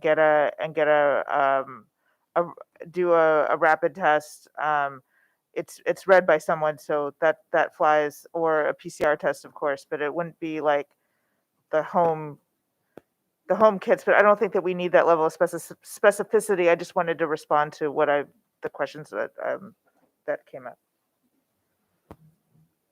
I would just add, with the language that I believe we now have, there's no testing requirement. So certainly if someone did take a home test because they felt maybe they had, for whatever reason, I just want to check. I would think if that were positive, we're still asking the parent, don't send your kid to school, right? Okay. Ms. Corkadell, you have something else? I'm sorry, actually, Mr. Silkworth. I don't know yet how I'm going to vote on this. I'm listening to Ms. Dent. I don't like to act hastily either, although it's something that I am considering a good bit. I would like to know what Dr. Alada feels the impact this might be. I think it would be interesting to hear that. And again, I don't know how I'm going to vote at this point in time. I'm thinking that it might be, as Ms. Dent talked about, it might be something we should actually take under advisement for the next 15 days and bring it back the first meeting in January to see where we are and to make sure that we make a decision that's in the best interest of our kids and our staff. You're asking for Dr. Arlotto's? Again, I'm wondering the impact that a decision made tonight based upon this motion would have on our.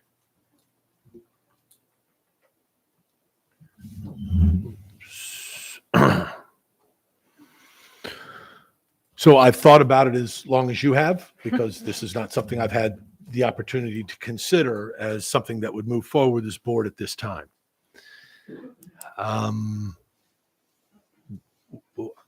I think we are heading in this direction with our Department of Health and the conversations that I'm having with Dr. K and his team.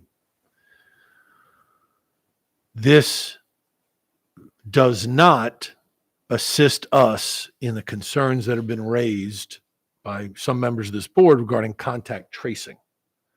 Contact tracing still has to occur to determine who is a close contact. So it relieves no pressure in terms of contact tracing, but it would certainly result in our goal of having more students in school. And so if you're going to continue to debate this, I would suggest that you remove the portion that says who have not tested COVID positive, because I think everybody would agree that's a given. If you're positive, you're quarantined. You have to isolate. I think that's a given.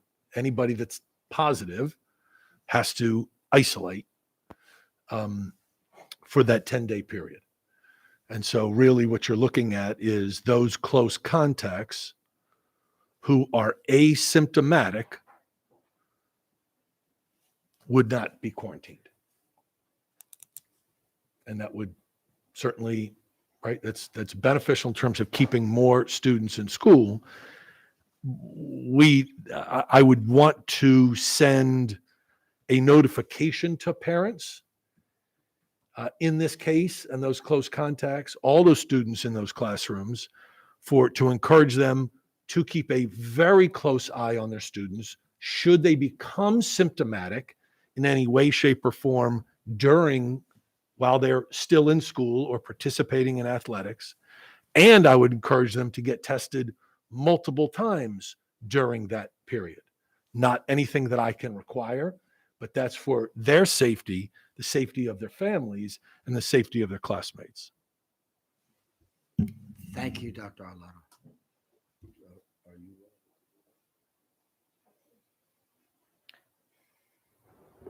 I would certainly take that as an amendment. Please, you'll need to, I can't offer an amendment to your motions. If anybody Doesn't You can work do like it that, here. but if one of your colleagues wants to, it can't be my amendment to your motion. I move to edit based on that as per the recommendation of the superintendent. And if I may, President Ellis, just ask if our I'll second board that. secretary, it needs the language, or if she has that before we proceed. Okay. Would it be a tech edit or would it be a? No. No? Okay. All right, do we, Let's vote on the amendment. we ready to vote on the amendment? Yes, please. Okay. You just Ms. Frank moved that students who have been deemed close contact and who are asymptomatic should not be quarantined in 2022. So just to clarify, we're voting on the amendment of the language that was removed. Yes. And I mean- then And then the full one. we'll Right. and then Right. to the president. Voting on the amendment. Dr. Tobin, Aye. Ms. Schellheim, Aye. Ms. Dent, Nay. Mr. Silkworth, Aye. Ms. Frank, Aye. Ms. Corkadel, Aye. Ms. Amazori, Aye. Ms. Ellis. Aye. Motion passes 7-1. The amendment passed. That was the amendment. The amendment. Motion has not passed. Just make sure That's- we're all on the let's same vote page. For the whole thing now. So, Ms. Corkadel, did you still have something else? No, let's vote. Because your light was on. No, I think we're okay because actually good. what Dr. Arlotto said kind of took care of where I was going, which was Let's go. to Okay. abbreviate it a little more. So. And I just want to say, I've heard all of my colleagues and I completely appreciate that point of view as far as the concern about not doing anything too hastily, too spur of the moment. I generally am not a fan of or in favor of spur of the moment motions. But this, for me, is I've decided on this issue long ago. So for me, I'm going to be able to support this. Ms. Frank? Yeah, I actually echo that sentiment. That this, for me, I was not in support of our quarantine policies. But tonight, when Dr. Arlotto mentioned that there were 2,438 students out, that's certainly impactful. And I do apologize for the last minute motion, but it also seems as though some of my colleagues have gotten to the point now where they would agree with some of the problems inherent in the quarantine policies that we currently have. And so I felt that it was in the best interest of our students to try to get something sooner rather than later due to the great number that we have out on quarantine right now. I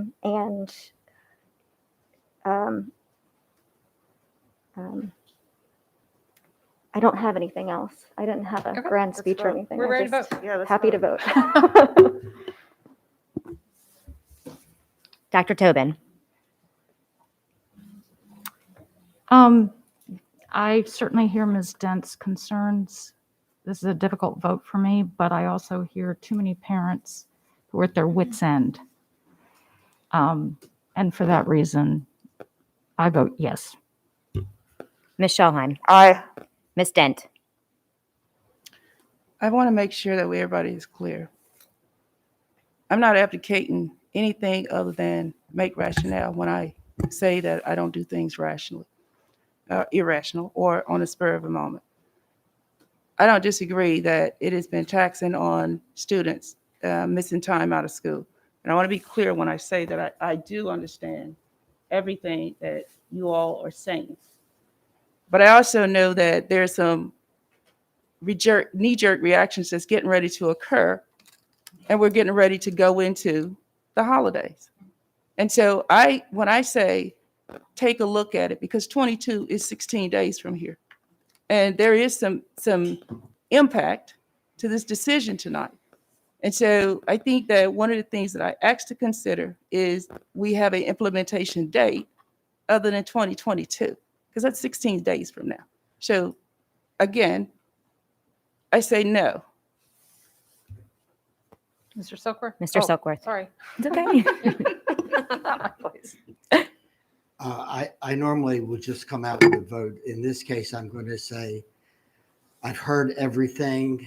And I also know that if conditions change, this board can revisit this decision. Having said that, I'm going to say aye. Ms. Frank. Aye. Ms. Corkadell. Aye. Ms. Amazori.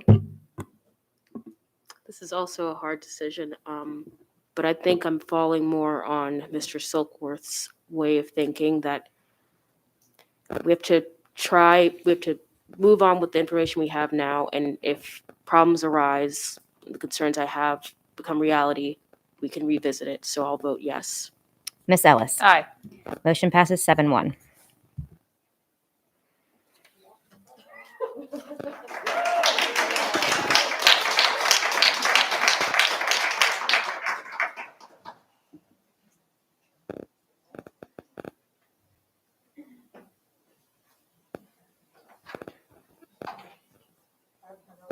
Yeah, item 5.01.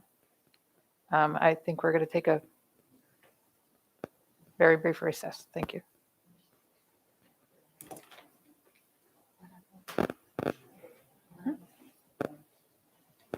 Dr. Arlotto is presenting the budget and he's not here. Pause.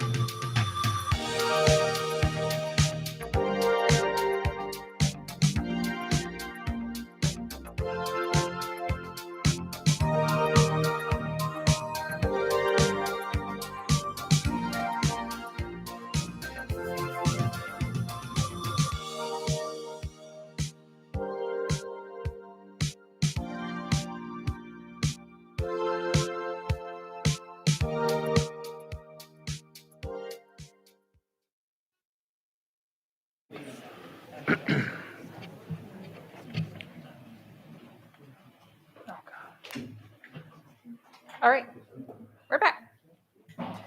Item 5.01, the presentation of the superintendent's recommended fiscal year 2023 operating and capital budgets.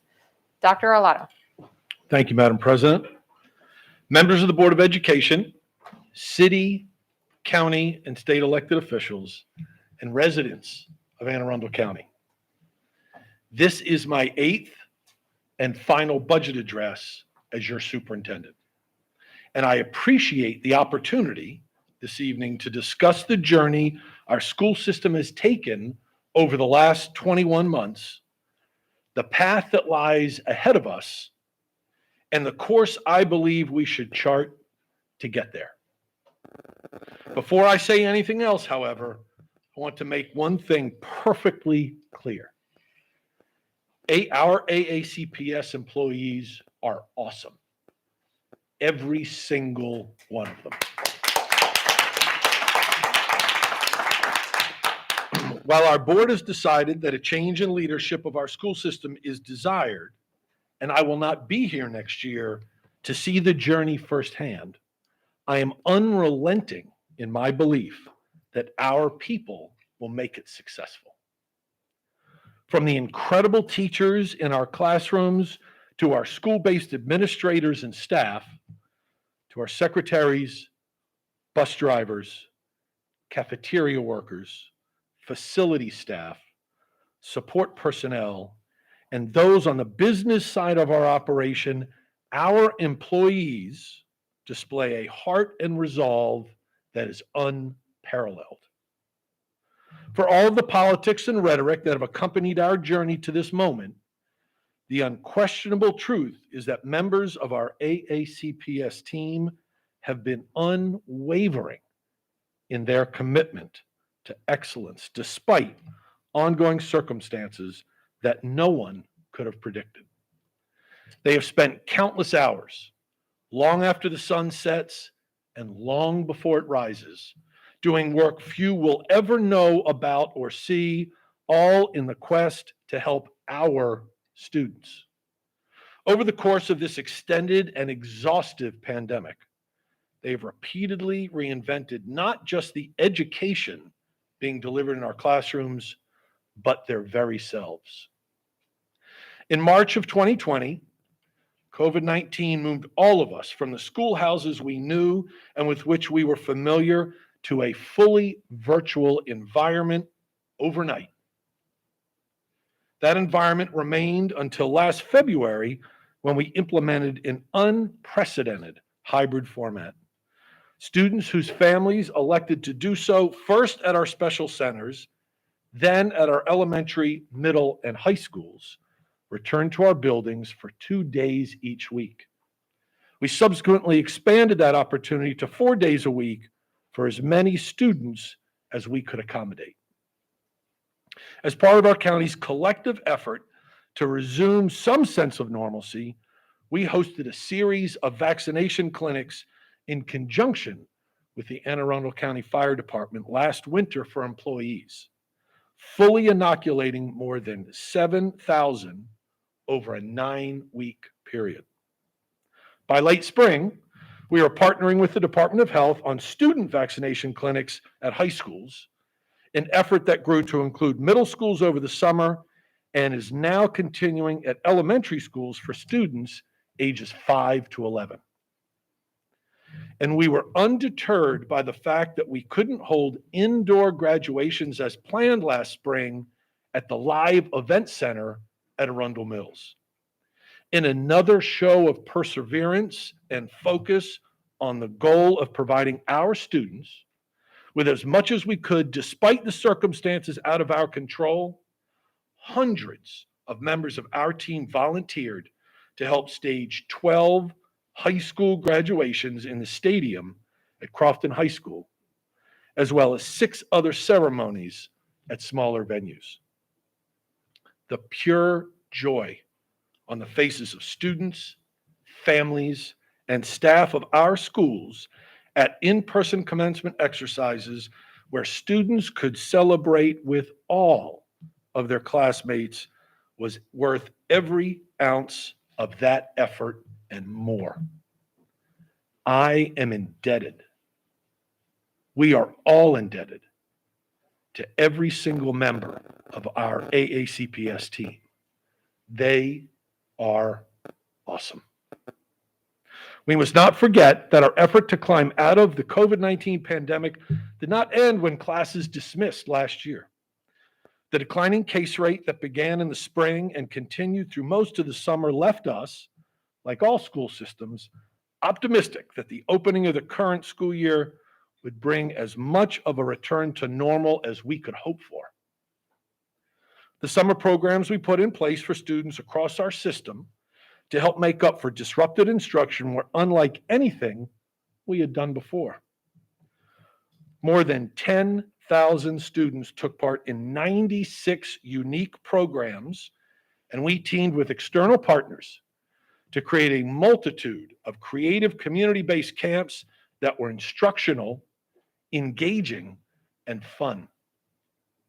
We greatly expanded our summer school class offerings for remedial and original credit, and hosted enhancement experiences, social emotional support sessions, and even camps designed to prepare high school students for the next mathematics or English courses in which they would be enrolled beginning in the fall. Our climb out of the pandemic soon took another turn, however, with the emergence of the Delta variant. Even with the availability of vaccinations for adults and then for an increasing number of students, that meant ongoing masking in our buildings and heightened anxiety. If last spring and summer were a roller coaster ride, the time since has been akin to scaling a mountain. At points, the journey has been refreshing and exhilarating. At others, it has been more steep and more treacherous than anyone anticipated. And at still others, it's been like ascending the mountain in immensely thick cloud cover on a path that we sometimes must navigate without knowing exactly what lies ahead. The challenges remain many, but I continue to believe what I said during my budget address a year ago. There are opportunities for us in every challenge, and we are up to the task. We have returned, however, not just to classrooms that have changed, but to an educational environment that has been drastically altered, perhaps forever. We also must face the fact that our students are different people than those who left us in March of 2020 or even last June. While we anticipated and built into our schedules the need for more time to address increased social emotional needs, for example, we could not and did not anticipate the rise in inappropriate and unacceptable behaviors on the part of students and, more unfortunately, family members. This pandemic has been frustrating for all of us. But the instances of employees and bus drivers being targets on which to take out those frustrations has further exacerbated difficult situations. As I've done before, I again call on all of us to exercise grace, patience, and flexibility in everything we do. Our goals are the same, and we must work together to achieve them even when we disagree. That work will be more complex in the coming year than perhaps ever before. A series of emergency federal and state grants designed to help school systems endure the pandemic will sunset over the next several years, and we must begin now to shift that grant funding for critical and necessary programs into our permanent operating budget. This is a project in its infancy, and there will be more requests in future years. Failing to begin this process in this budget isn't just a wrong turn on this climb. Rather, it is a fatal error that will lead us to a cliff with disastrous consequences if we don't act appropriately, prudently, and purposefully. There's another piece to this complex puzzle as well. Even before COVID's grip fully took hold, state lawmakers were hammering out changes designed to positively alter our educational landscape. The Blueprint for Maryland's Future is a transformative investment in our schools designed to create more opportunities for students, expand career and technical education programs, and bolster salaries for teachers and other educators. While the multi-billion-dollar plan spans more than a dozen years, it imposes requirements beginning next year. I want to be clear to this board, to our county executive and county council, and to everyone in this county. We should not fund these blueprint-focused areas at the expense of other programs. They are critically needed investments designed, COVID or not, to help us reach the summit of this climb. I will grant you that the numbers may seem daunting. However, as Benjamin Franklin once said, if you fail to plan, you are planning to fail. Our work must begin today. The $1.6 billion operating budget recommendation that I present to you this evening contains $24.8 million in the first wave of funding dedicated to programs required by the Blueprint. It also contains another $23.8 million in shifts of federal and state grants to our operating budget. Those funding shifts include 70.4 existing special education positions and another 60 existing positions for our virtual academy, a successful endeavor that we launched this year. They also include moving more than $6.2 million for temporary teaching assistants and substitutes, $4.6 million for a portion of the leases for technology equipment acquired throughout the pandemic, and $2.1 million in contracts for enhanced preventative maintenance services for school HVAC systems to our operating budget. Blueprint-related funding also includes $5 million for mandated compensation increases for national board certified teachers, and $3.7 million for 54.5 positions necessary to convert 17 half-day pre-kindergarten programs to full day. My recommendation also contains $55.7 million in compensation increases for our awesome employees, inclusive of the increases for National Board Certified Teachers that I just mentioned. The Blueprint mandates that classroom teachers receive salary increases of at least 10% by 2024. We have accounted for 3% of that to date, and my recommendation contains $30.9 million for another 4% cost of living adjustment for all employees in the coming year. That will leave us with an additional 3% to fund in fiscal year 2024. I believe it is prudent to take a bigger bite of this apple this year for two reasons. First, we need to provide as much as we can for our employees as soon as we can. Second, we should not push any more of this cost into future years than we absolutely have to. Doing so may imperil needed funding should the fiscal picture become more uncertain. There will be those who point to the Blueprint's mandate of this increase just for teachers alone.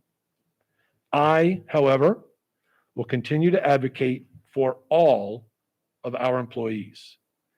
Every member of our AACPS team has an influence on students, and every member of our team should have equitable access to benefits. In addition to the COLA in this recommendation, I have included $14.6 million for a step increase or step equivalent for all eligible employees, subject to negotiations with our bargaining units. There is also $3 million to fund the second half of a mid-year compensation increase for all employees provided by the county, and $2.1 million for the last catch-up step or step equivalent for eligible employees in units 2 through 6 who missed those increases in fiscal year 2016. The expected ratification of the recent Unit 1 tentative agreement will resolve the backstep issue for those employees. There has been vast discussion since the outset of the school year about ways to address the ongoing bus driver shortage that has plagued not just our county, but school systems across the nation. While I am deeply appreciative of the county executive's funding of recruitment and retention bonuses for the contracted drivers, that one-time money will not be available next year. My recommendation includes $3.4 million to provide approximately a 10% COLA for contracted bus drivers and aides to help address this critical issue. Our transportation needs do not stop there, however. Prismatic Services, with whom this board contracted to develop routes related to the shift in school start and dismissal times next fall, made clear that we need 32 buses to address existing bus overcrowding issues that are unrelated to start time shifts. There is $2.3 million in this recommendation for those buses, which can also be used to fill any route shortages that may come about as the start time shift is finalized. This recommendation also includes $575,000 for drivers, aides, and vans to transport students to non-public settings as allowable under state regulations that are now under review. Once we get our students to schools, we need to continue to care for their social and emotional needs as well as their academic requirements. This was the top budget priority identified by this board in October. To help in that regard, this plan includes $4.4 million for 36 positions, including 11 assistant principals, 6.6 teachers and aides for an alternative education elementary program, 7 school counselors, 4.4 school psychologists, 3 social workers, and 2 pupil personnel workers. I've also included $28.5 million for other essential staffing needs across the system, including 122 teachers for class size reduction in the first phase of a 3-year plan addressing the board's number 2 priority. 93.6 positions in special education to address the increased complexity of student needs.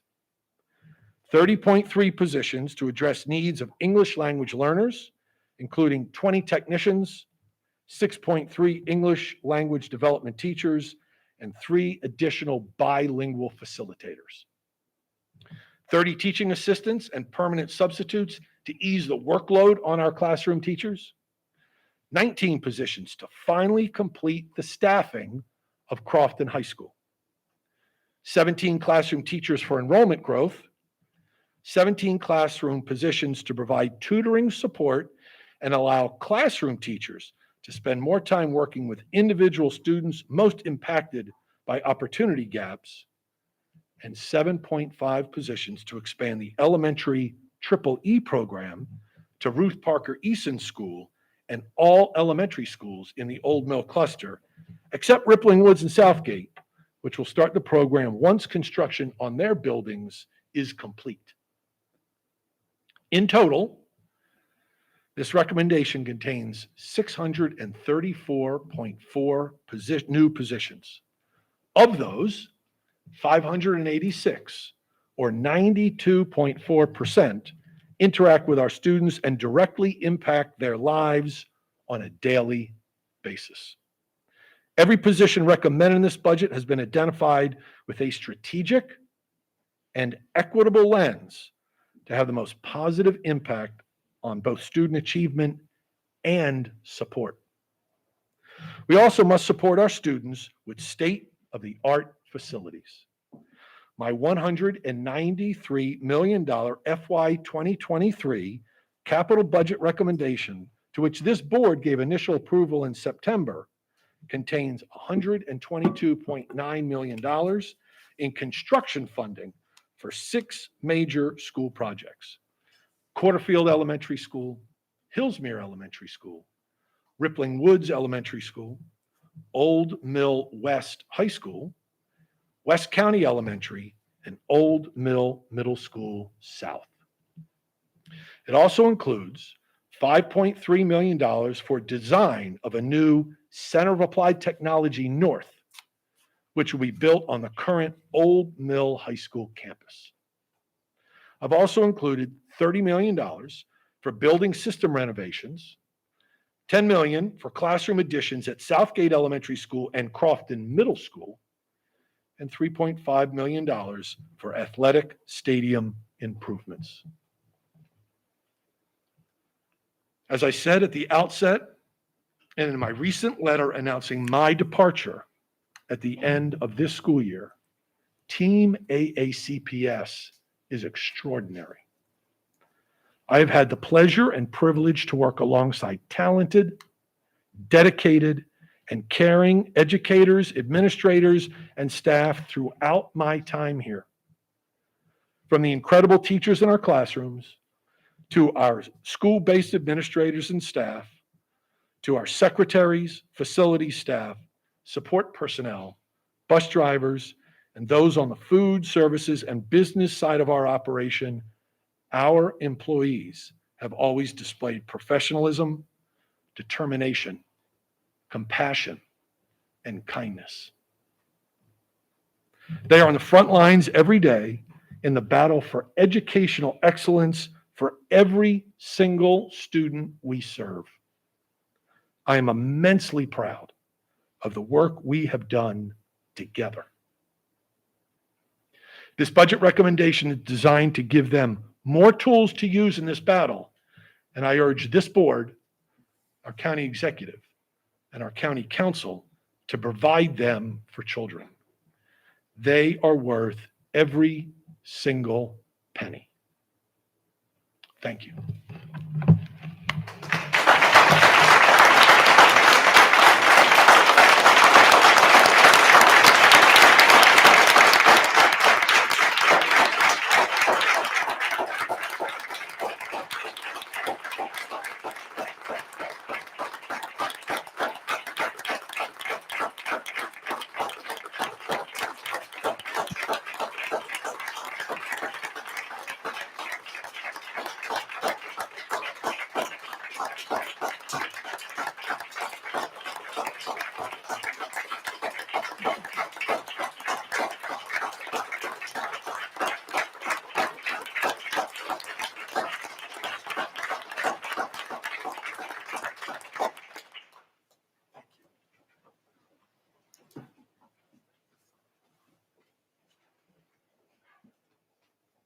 Thank you, Dr. Arlotto. I know that creating that budget was a huge undertaking for you and your staff, and that an awful lot of thought went into that. So thank you. Thank you. Thank you to this team. They're amazing. Thank you.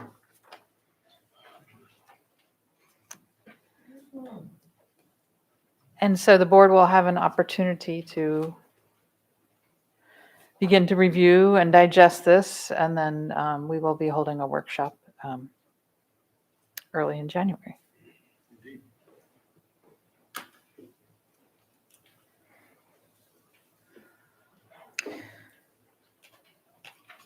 And so we are at the consent items.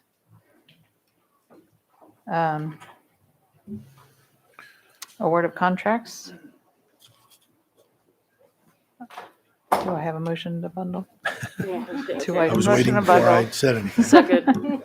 Sorry, it's a tough act to follow. Consensus to bundle items 6.01 and 6.02. Thank you.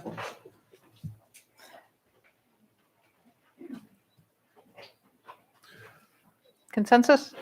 Okay, Dr. Arlotto, your recommendation. Yes, Madam President, I recommend that the Board of Education Authorize the award of the contracts listed on today's agenda as 6.01 and 6.02.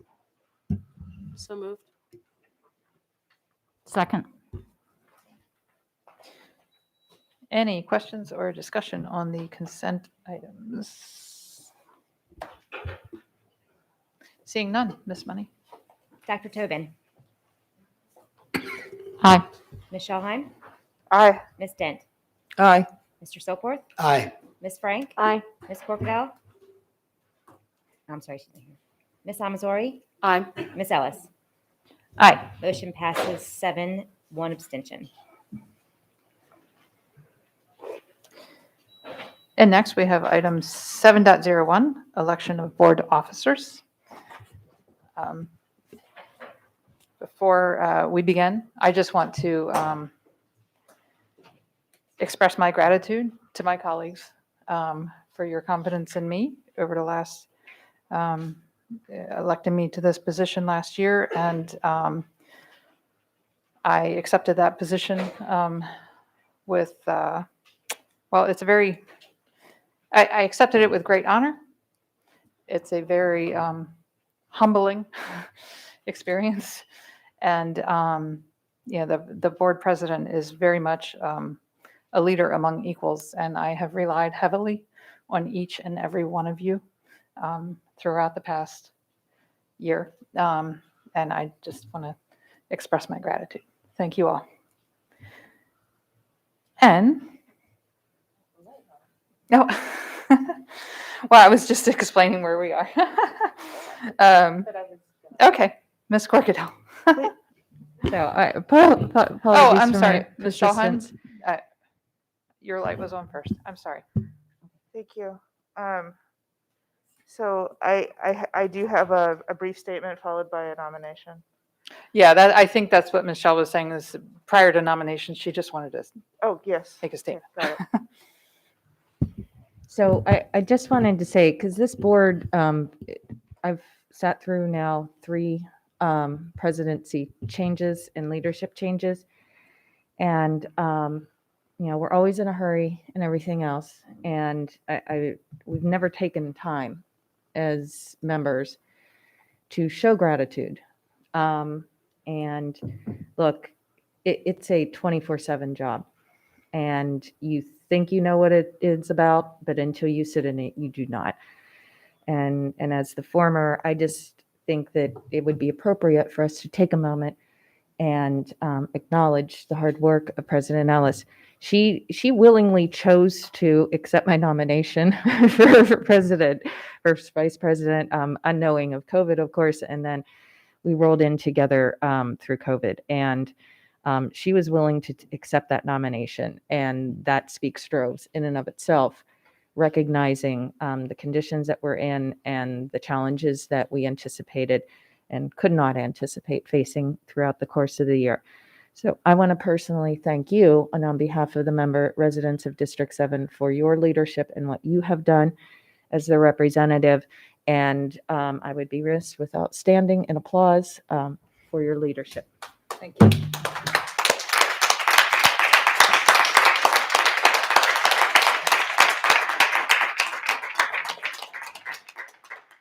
Thank you. Thank you all very much. We are first going to start with nominations for president. Ms. Schallheim. Thank you. First, let me begin by saying that. Sorry. Yeah. Sorry. First, let me begin by saying that it's been an honor to serve as your vice president last year. This past year. Every year, per state law and board policy, we elect a new president and vice president for this board. Leaders amongst equals, new perspectives, new voices. It's extremely rare not to have a change in both positions each year, especially when other members have expressed an interest in serving, which is the case this year. For the better part of this last year, and since I was nominated by Ms. Antoine to serve as your vice president, I have wanted to serve as president of this board. I'm a leader, an honest broker, as evidenced by my committee work, and more than capable of leading this body for the next 12 months. But then Candace died, And her death and other board-related issues last summer threw me for a loop. My mental health suffered greatly, and I am still recovering. I need to focus on my mental and physical health, and the landscape changed. This board has a fair number of unique challenges before us this coming year. A leader recognizes her strengths and applies her expertise where it is most needed to support the mission, which, in this case, is serving our students according to our strategic plan and ensuring that the school system is healthy. I feel I can best serve our students, the school system, and this board by applying my skills in areas outside of board president and vice president. It is with all this in mind that I nominate Dr. Tobin for president of this board. Dr. Tobin's skills and experience are exactly what this board needs to meet the challenges of this upcoming year. And I hope this board will join me and elect Dr. Tobin for board president. Thank you. Thank you, Ms. Schallheim. Thank you for your service as vice president. Seeing no lights at the moment, I do want to just briefly state, Dr. Tobin, I greatly appreciate your willingness to step into, I would never call it a thankless job because it truly, truly was an honor over the past year, but Ms. Corkadell's words can't be stressed enough. It is a huge undertaking. It is it pretty much is full time, and but I do have the utmost confidence in your preparedness to take on this role. So I just wanted to share that. Seeing no more lights, though your light's not on, Dr. Tobin, do you have anything to I'm putting you on the spot. Well, I'm honored and I'm grateful for the nomination and for your words of support, Ms. Ellis. I have watched both as a member of this board and outside the extraordinary amount of work that presidents do. And I would be remiss if I didn't give my thanks to both Ms. Corkadell and to you, Ms. Ellis, for taking us through two extraordinary things, COVID thus far, but also the first two elected presidents of the board, which is a huge sea change. And you have both had to work through both of those things and have been great examples to me, and I think to all of us, of real public service, real care for the institution that we serve, and the fact that as board members, we are not just responsible for the students and the teachers of the staff and the staff who are in the school now, in the system now. We are responsible for those who will be here 10 years from now, possibly 50 years from now. And those are huge decisions, and I'm grateful to both of you. And also to Ms. Schallheim, and of course, Ms. Ellis, you also served as vice president, as did you, Ms. Corkadell, earlier on. All of that is a huge amount of work.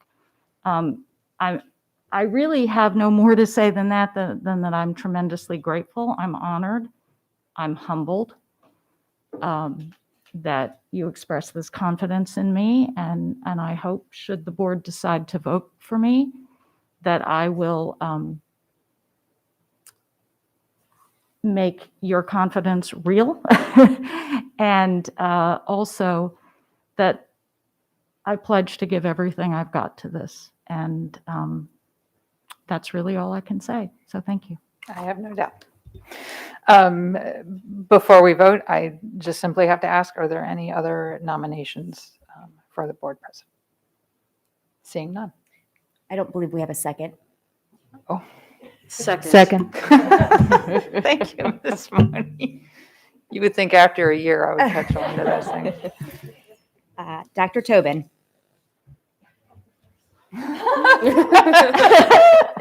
Sorry. Aye. Ms. Schalheim. Aye. Ms. Dent. Aye. Mr. Silkworth. Aye. Ms. Frank. Aye. Ms. Corkadell. Aye. Ms. Amasori. Aye. Ms. Ellis. Aye. Motion passes 8-0.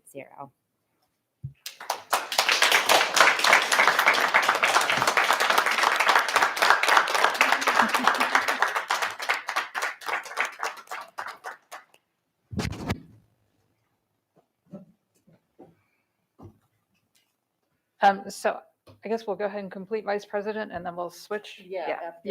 we complete, we take a 5-minute recess. Yep. I know. Ms. Dent. Madam President, I really take my job very seriously, if you haven't figured that yet. And I can tell you without a doubt that I'm impressed with this board, much more impressed than I was when I was watching as an observer. I do echo Ms. Corkadell's comments about you really don't know it. It's like mom's apple pie. It's gooey. Sometimes it tastes good. Somebody get a new recipe and it doesn't quite work quite so well. But I will tell you that the passion that comes with the requirements of this program for us to be able to manage the Board of Education as the not only elected, but me as an appointed member of the board, I don't take it lightly. And I think that the position of vice president is equally as important, if not more important, as the president. Nothing taken away from both you and the new president. But I will tell you that knowing that this board is responsible for not only the curriculum, managing schedules, negotiating contracts, but equally important is the welfare and well-being of our educators and all our stakeholders that make it possible for us to be here tonight. I can tell you unequivocally, my best buddy on that has been a sounding board of Bob Silkworth. Without question, I know he's surprised I didn't tell him. Without question, though, the second person that reached out to me was Robert Silkworth, who even took time out to get in his car and drive me all around my district, not his district, but my district, out of his busy schedule. And then took a second level to contact me and ask me if I needed anything. And his leadership to me replicates to where, if in the absence of our president, he could stand in the gap. He represents the compassion and the dedication I think is needed in this position. So for that, I nominate Mr. Robert Silkworth for vice president. Second. Oh, you beat me to it. Sorry. Not sorry. Thank you, Ms. Dent. I can vouch. I've worked very closely with Mr. Silkworth on a number of topics over the last year. We've been quite collaborative, and his passion for the school system, the students, always reminds us all that it's students first. His passion for the entire school system is very apparent, and I certainly support Mr. Silkworth. Dr. Tobin?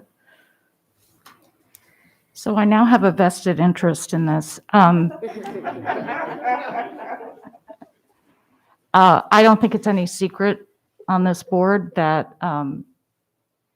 Silkworth and I are usually on just about the same page.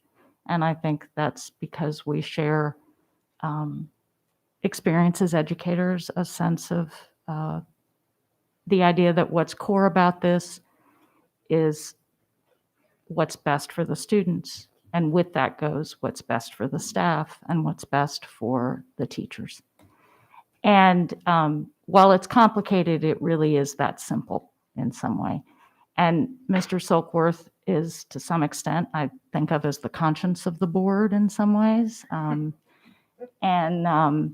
I would be profoundly grateful to have him as vice president since I've seemed to have gotten myself into serving as president. And I think there's no one who could serve this body better. And I know that should I have to step away for something or whatever, this board would be in excellent hands. And so I'm grateful for the nomination, Ms. Dent, and I 100% support it. Thank you. Are there any other nominations for vice president? Seeing none. Ms. Money? Miss Alice, I will now start with you for the remainder of the night. Is that okay? Since we sure. swapped? Okay. Yep. Miss Ellis. Aye. Miss Schalheim. Aye. Miss Dent. Aye. Mr. Silkworth.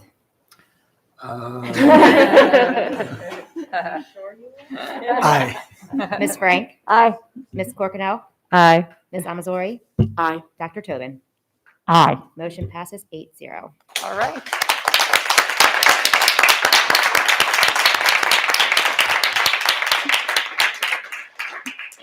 We will now take a 5-minute recess. Congratulations. Yes. Could I say something? Oh, before we I leave? did not even give you my apologies. That's I fine. should have called on you. I'll be very brief.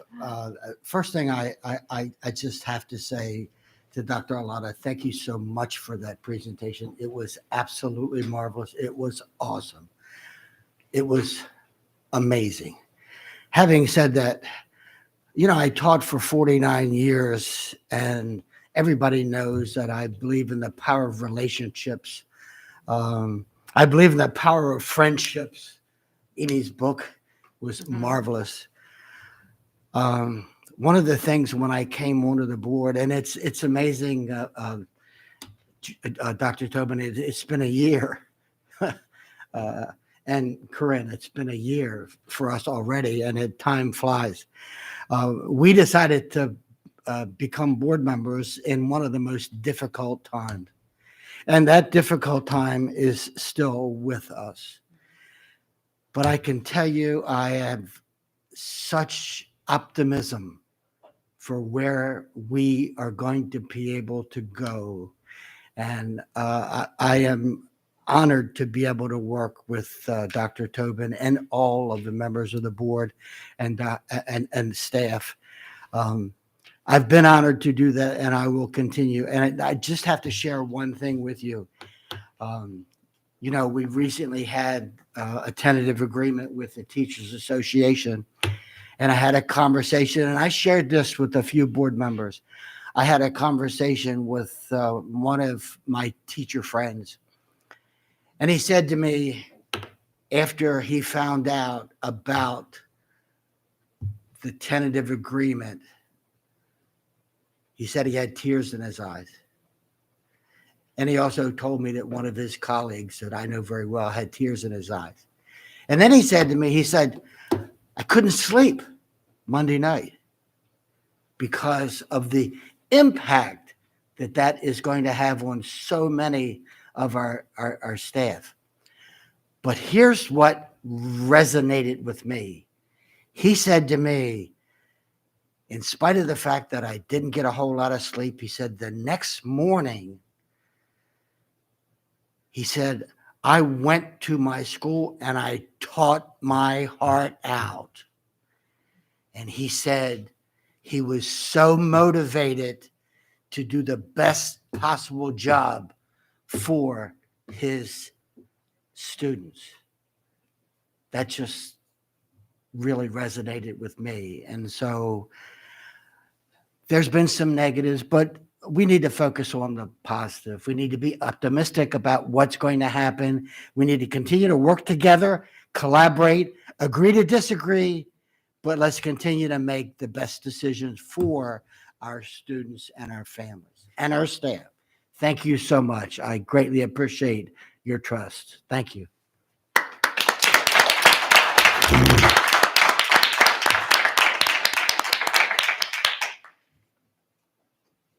We will take a 5-minute recess.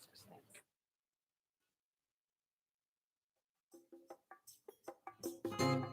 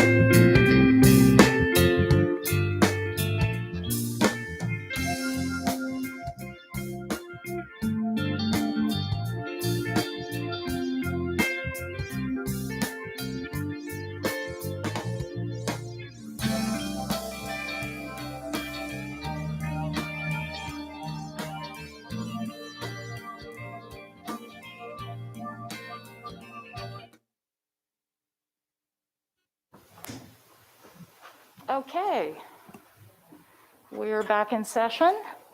And I believe that it is time for item 7.02, administrative personnel appointments. Madam President, there are no appointments for this meeting. Thank you, Dr. Olato. Yes, ma'am. So we're moving on to item 7.03, 2022 legislative program. Good evening, Ms. Ortiz. Good evening. For the record, Jeanette Ortiz, Legislative and Policy Council. Before you for consideration is the proposed 2022 legislative program. Proposed revisions to the program are formatted similar to policy revisions. New language is in red font, and deleted language has red strikeouts. Some revisions are substantive. For example, there is updated information on the blueprint for Maryland's future, and other revisions are grammatical or stylistic in nature. The legislative program provides a comprehensive overview of the board's positions on various education-related issues that impact Maryland public education and AACPS in particular. The program serves many purposes throughout the year and during the legislative session. It is used by AACPS staff to represent the board's positions on various issues that may arise or are presented by stakeholders. The program is also helpful to our delegation and decision makers here in Annapolis. As such, it is sent to our elected officials, partners, and stakeholders to provide them with information about AACPS as well as the board's legislative positions and priorities. This information will, hopefully, help guide our elected officials when considering legislative and budgetary issues that come before them. The 2022 legislative session is around the corner, less than a month, with the Maryland General Assembly convening on Wednesday, January 12th. The General Assembly convenes every year for 90 days from January to April to act on nearly 3,000 pieces of legislation, as well as the state's annual capital and operating budgets. Our legislative program is particularly helpful when legislators are drafting, amending, and voting on bills or making budget decisions.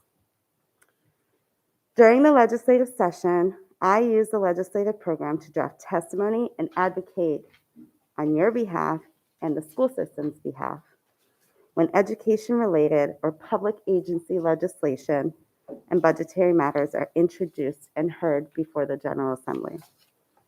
The program allows AACPS to respond quickly and provide effective advocacy during the hectic pace of the session. This is even more relevant now as we continue to face unprecedented times. I am happy to answer any questions you have related to the proposed 2022 legislative program. Thank you.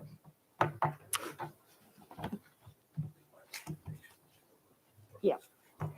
Thank you, Ms. Ortiz. Dr. Arlotto, do you have a recommendation? Yes, Madam President, I recommend that the board approve the 2022 legislative program. So moved. We have a second? Second. Okay, I see a couple of lights. I'm assuming, I think Ms. Ellis, your light went on first. Thank you, Madam President. The last, and thank you for your work on this, Ms. Ortiz. On the very last page.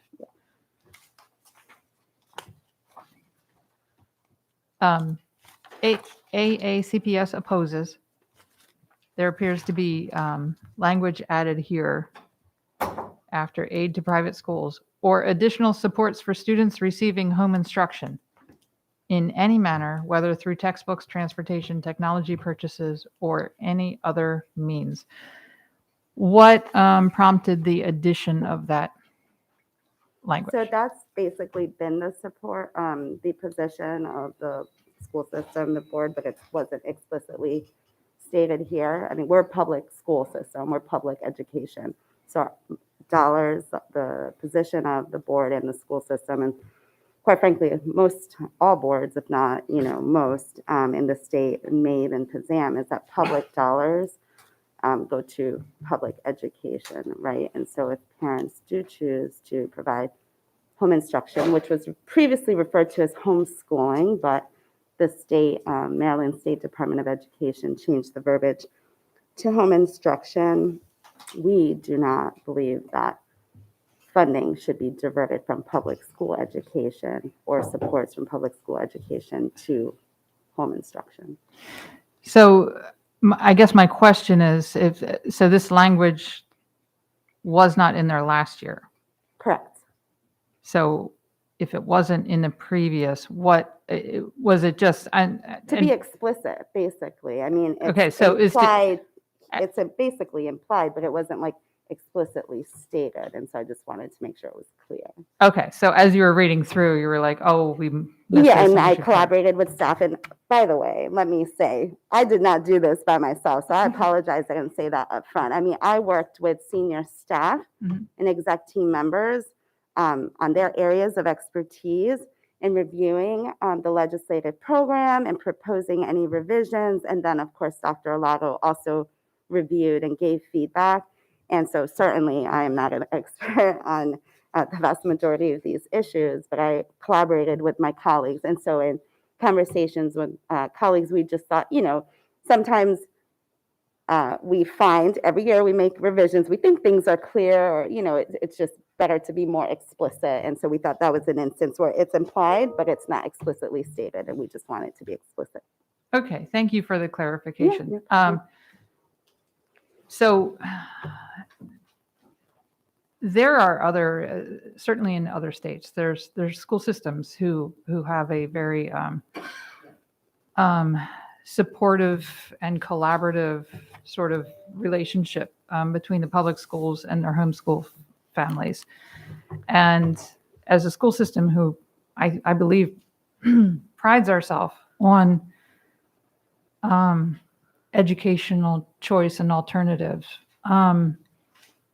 I have concerns about this language. I certainly not suggesting that we put in the AACPS supports section, AACPS supports fully funding families who homeschool. But the language here is so very completely restrictive to any kind of progress that we might make. I know that, adding the virtual academy, I've had conversations with Dr. Alato about the possibility of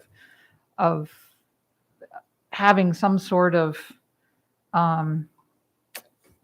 program where AACPS can actually be the umbrella for homeschool families, and AACPS can receive funding for those families in that way. But this language for me, because what we're saying, in any manner, whether through textbooks, transportation, technology purchases, or any other means, I don't want to tie our hands. So I move that we remove the language that was added, or additional supports for students receiving home instruction. Second. And again, this is not me saying I think we should now, fund homeschool families and buy their textbooks or anything like that. I just think we should be open to what the possibilities are and alternatives. And I personally don't want to communicate to our legislators that we are completely opposed to any such type of programs. Okay, we have a motion and a second on the floor now for this, so I think we need to discuss this. Ms. Schalheim, your light was on. Yeah, I'll Did you speak want to to this. discuss? Okay. Yeah. Well, first, I want to say thank you for your hard work on this and for everyone involved. And I know it's a heavy lift every year, so thank you so much.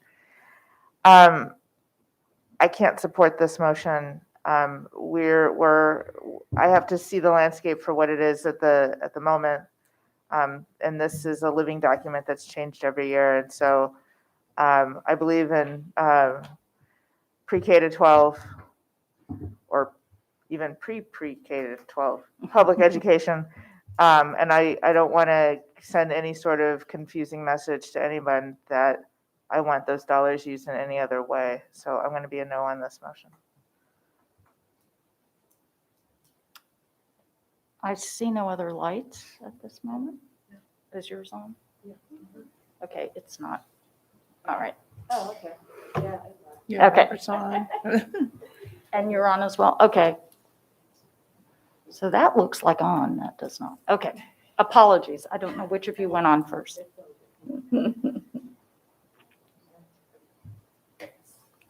Thank you, President Tobin.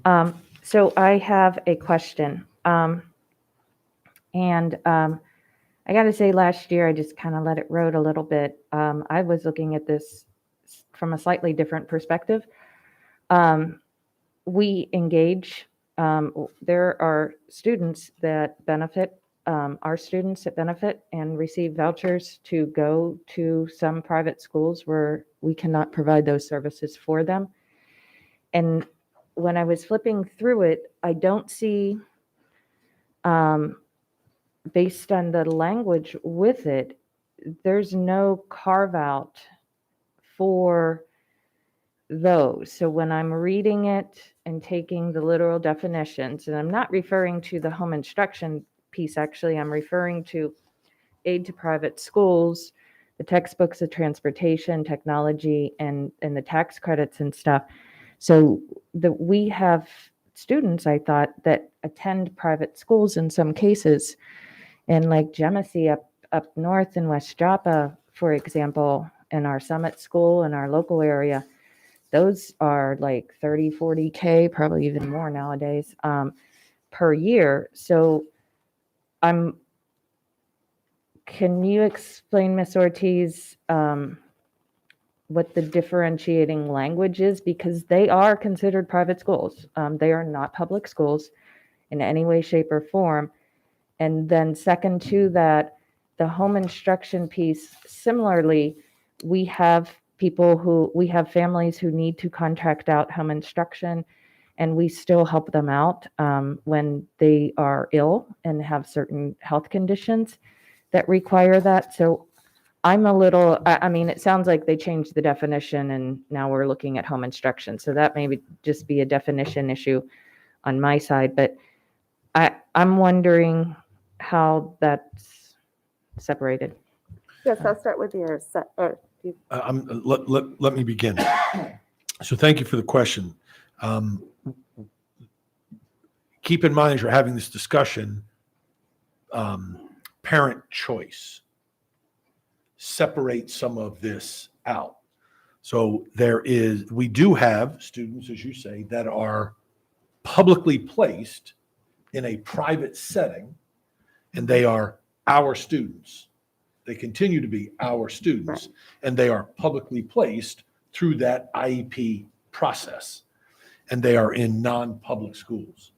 If the parent makes the choice to enroll their child in a private school or keep them home and enroll them in home instruction and follow the rules of homeschooling, of home instruction, those are parent choices and make a distinction in how we then support that student. So the student that chooses to attend a private school, we don't aid them in any way unless it is a non-public placement. I mean, it is a non-public placement as a result of their IEP. Yes, and so I guess maybe it's just the way it's worded, because it doesn't, there's no like out clause for those students. It just says aid to private schools. But if you look at And the then special in any education- but hold on, aid to private schools in any manner, textbooks, transportation, et cetera, or any other means. And so the state does provide to some private schools who do end up providing those supports, even though they are private. They do receive grant dollars, at least was my understanding from the former director of Summit School when I used to work there, work with her on some community projects and stuff. And so that's the origin of it, is the way Dr. Snyder had explained it to me many years ago. And so that's why I'm asking, because it just says, we oppose aid to private schools in any manner, whether through textbooks. I mean, it's its own bullet. So I'm just curious. So what I was going to say is that the special education section clearly states our support of state and federal funding to support high-quality special education programs. The language regarding vouchers, textbooks for private schools, I mean, that's pretty standard language that's in the MABE legislative program and probably all legislative programs. With relation to your comment about students who might be receiving home and hospital teaching, that's different. Homeschooling / home instruction is not home and hospital teaching. Home and hospital teaching are still our students that may be receiving home and hospital teaching because of medical reasons. They're still public school students. So, I mean, I know what this means. The legislators know what it means. I'm the one that drafts the testimony, and you all get to see that. There's never been a question or a concern raised about it because it's such a long-standing kind of position of MABE and school boards. So. No, I greatly appreciate that, and I recognize that in its practical sense, but this is our living public document stating what we are doing. So I was just trying to wonder if it just stands out so absolute there. Okay. I don't have any further questions at this time. Thank you very much. Ms. Frank? I would support this. So I do disagree with a lot of the clause in general. As we have homeschool students or home instruction students, those parents meet with our staff oversee those parents, and there are resources that are provided on occasion that, how do I get my son to be better at reading? We are using their time as parents to ask for support. Which ultimately the school system pays for. And I think it sends a poor message to have it so isolated. A lot of these students left because of the COVID pandemic, and we lost, I believe it was 1,500 students all at once. They're still our kids. We still want to support them.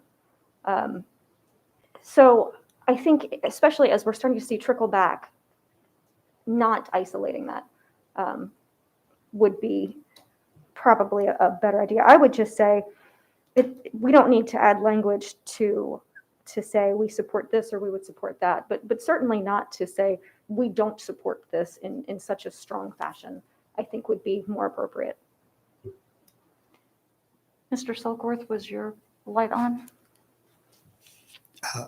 It is, but it's for another issue. Okay. Have I captured all the lights on this issue? I'm still learning the lights here. Okay. All right then, I think we're ready. Could the motion be read one more time, please?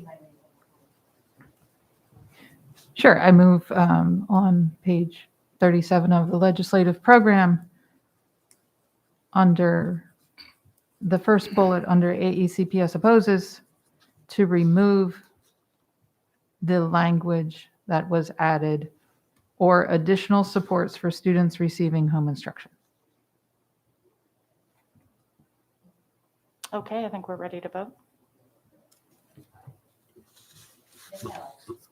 Aye. Nay. Nay. Aye. Aye. Aye. Nay. Nay.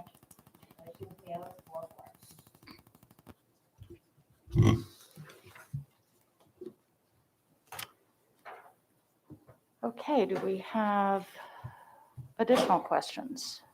Mr. Silkworth, you had.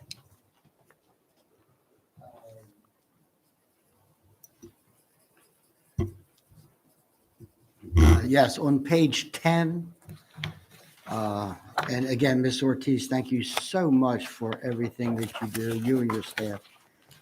But on page 10, under compulsory attendance and student discipline, If we scroll down to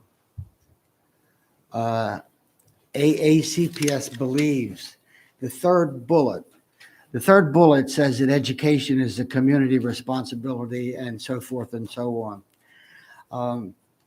Sometimes we may have some issues with some of our families in terms of cooperation and matters of discipline. So what I would like to suggest is that we add a bullet under that bullet that is worded the same way, except replace the word education with the word discipline, so that it reads that discipline is a community responsibility and everyone is accountable.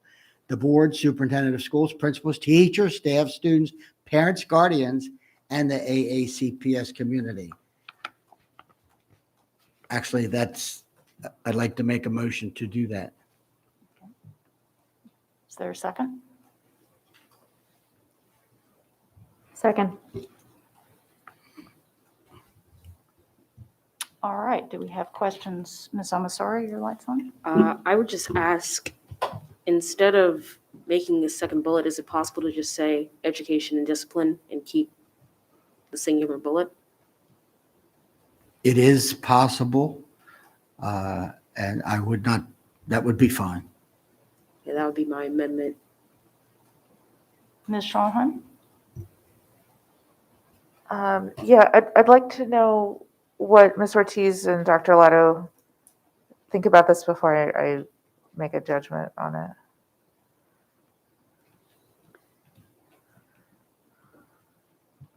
So I don't know if Dr. Lava wants to. I'm sorry, I was thinking. Okay, I I'm thinking apologize. too. I was thinking, and so I apologize.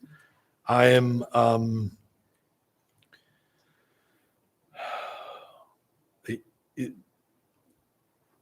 so it changes the bullet completely to go from education is the focus to discipline is the focus, and so that concerns me. And I don't know how that could be interpreted by those that may be contemplating legislation and drafting legislation when we say that discipline is a community responsibility, when education, I think we would all agree that it is. I'm not sure that discipline is necessarily a community responsibility. Certainly you could say parents have a role to play in the upbringing, discipline of their children, those sorts of things. But I have some concerns with replacing education, which is the focal point of this bullet point, to discipline as the focal point. What if it were a separate bullet as originally proposed? So the education is a community responsibility would stay the same. And the next bullet would indicate that discipline is a community responsibility.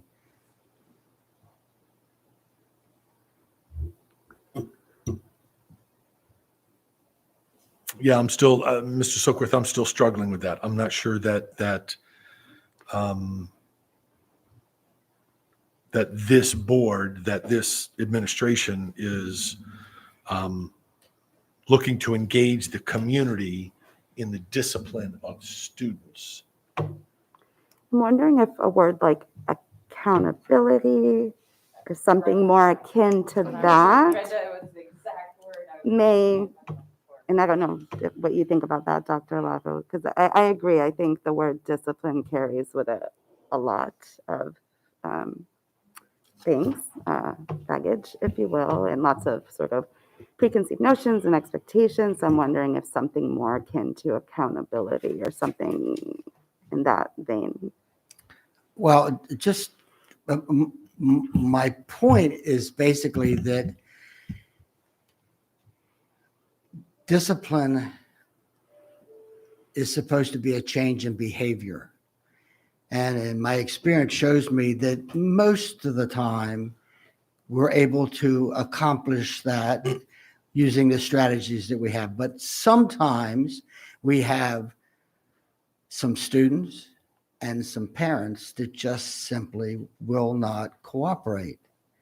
That's kind of where I was coming with that. Now, and I would suggest, of course, that's in the minority.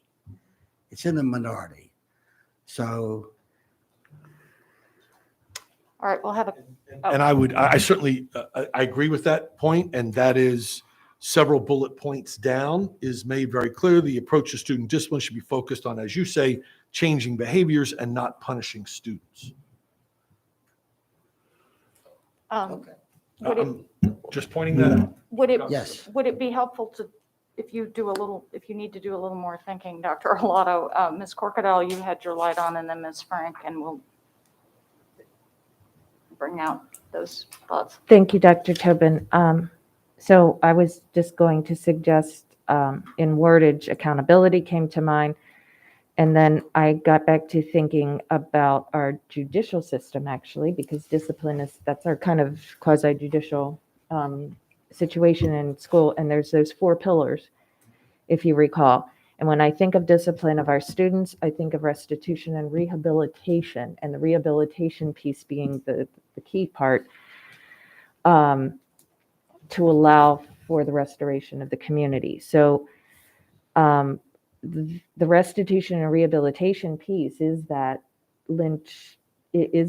piece I think that you're referring to, where the parents need to, share in the accountability, the rehabilitation piece. Like, they need to participate in that discipline. And the discipline is a big D word, and we don't like D's a lot, right, in school, right? Not as bad as E's and F's, but I was just wondering in its form, recognizing what they are saying, because how this plays out, because this is a state thing and these are our positions. And so I am very sensitive, like you are, to recognizing that this is not just about Ms. Ortiz's thing. This is this is our values and what we're thinking about for this upcoming year. And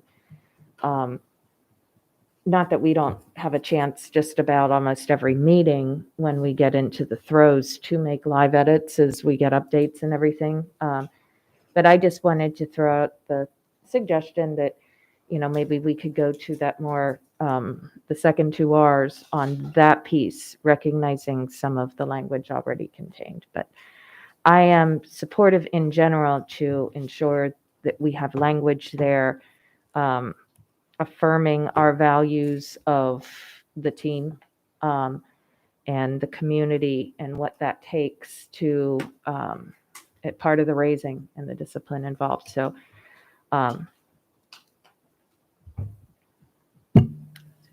Okay. Ms. Frank? I think that covered kind of my comments too. Ms. Omasori, is your light on? Yes. In terms of, because I agree, I think there should be language on it. In terms of keeping the bit, I do believe that calling discipline a community responsibility makes it kind of sound like community shunning could take place, and I feel it could be a little bit aggressive. But I do think it's important to put the nuance that discipline only works if it goes beyond the school buildings. If the parents don't hold the student accountable, if the teachers don't, if it doesn't come outside of the brick and mortar, it's not going to work. And so I'm wondering, instead of making a brand new bullet, if we can expand upon, I don't know what number of bullet it is, but the one that starts, the approach to student discipline should be focused on changing behaviors. And within that add, and teaching accountability or allowing students to learn accountability through, I'm not the best linguist, but through multi-relationship avenues, some type of language that allows us to mention learning accountability through not only teachers and staff and parents, but different members of the community. Would that be helpful than just making an entirely new bullet point? Yes. So Ms. Ortiz.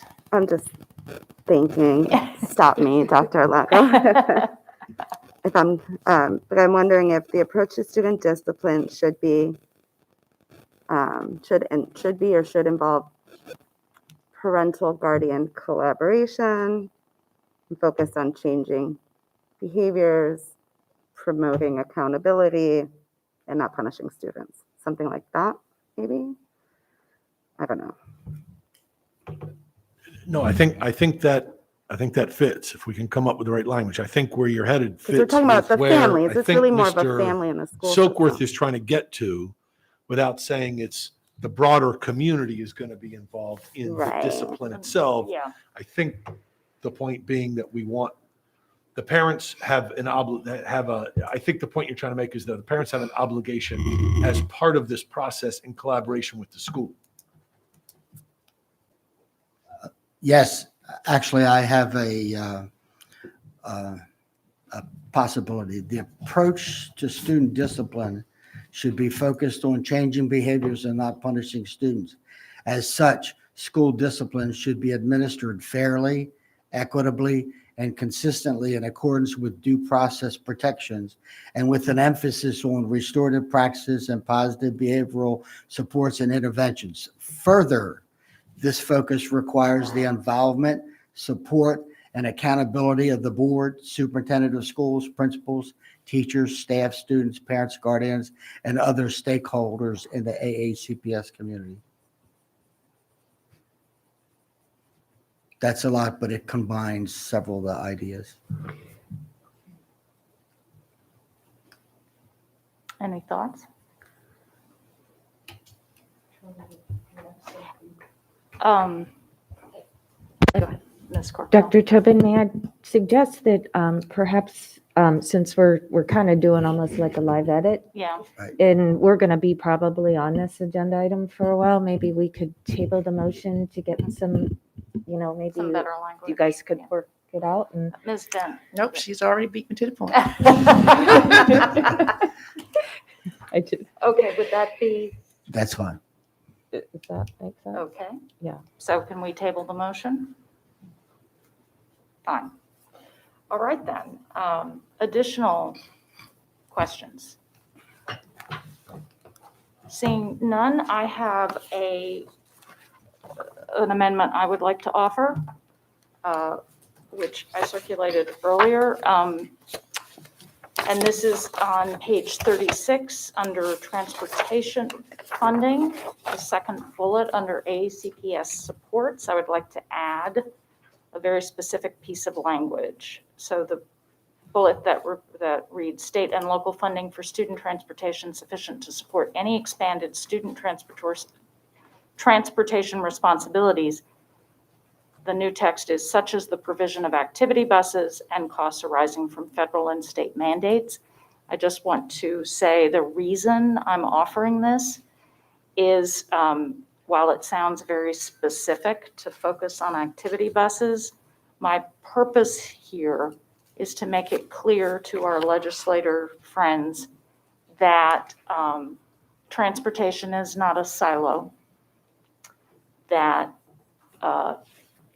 equity and the opportunity for students to participate in what we know to be vital activities, which are often after-school activities, depends on transportation, and that you can't split those things. Second. Thank you. So, any questions on that? Ms. Omasori. I don't have a question. I just wanted to state, I think anyone on this board knows I'm crazy about activity buses. That's just, that's Crazy for. crazy for activity buses. You're right. That's just one of the things I want every child to be able to have, because I was the kid who never had a ride. And so I'm 100% in support of that. Okay. Thank you. Any other questions on this or comments? Seeing none, I think we can vote on this one.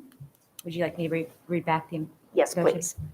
Dr. Tobin moved to amend the draft of the 2022 legislative program under transportation funding, page 36, in the second bullet under AACPS supports to read, state and local funding for student transportation sufficient to support any expanded student transportation responsibilities, such as the provision of activity buses and cost arising from the federal and state mandates. Thank you. Ms. Ellis.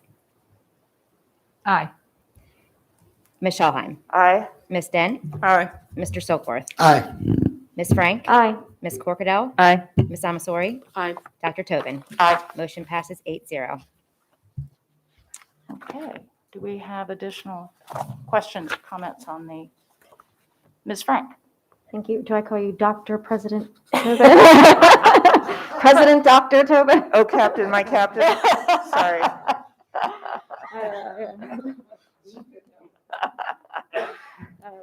Hey, Dr. Professor. Sure, you can throw a couple more titles there too. I have a couple of concerns with the legislative program. My concerns from last year are still the same. I'm not going to try to rehash that with this board, but I would not be supportive of this legislative program with that and the in light of the amendment that failed tonight. That's it. Anything else? I don't see any lights. Okay. We have to go back to the motion we tabled.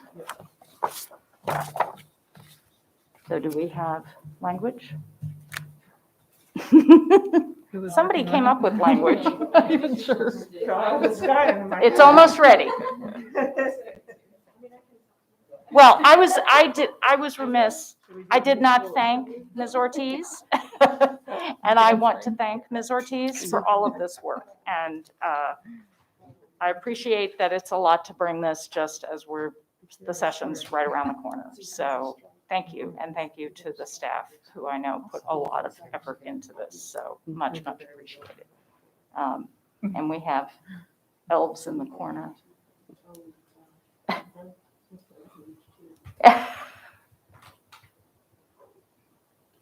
My friend's mom is out here from England.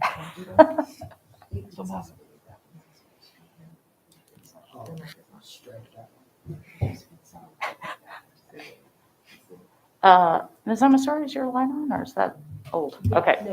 Oh, okay. My light was on because I'm not sure what they have now because I wrote language here that I thought. Okay. Okay. Yeah, okay. It was basically. Hold on, let me pull up the. I cannot. Okay. In relation to the discipline, geez, I have to go all the way back to page 10.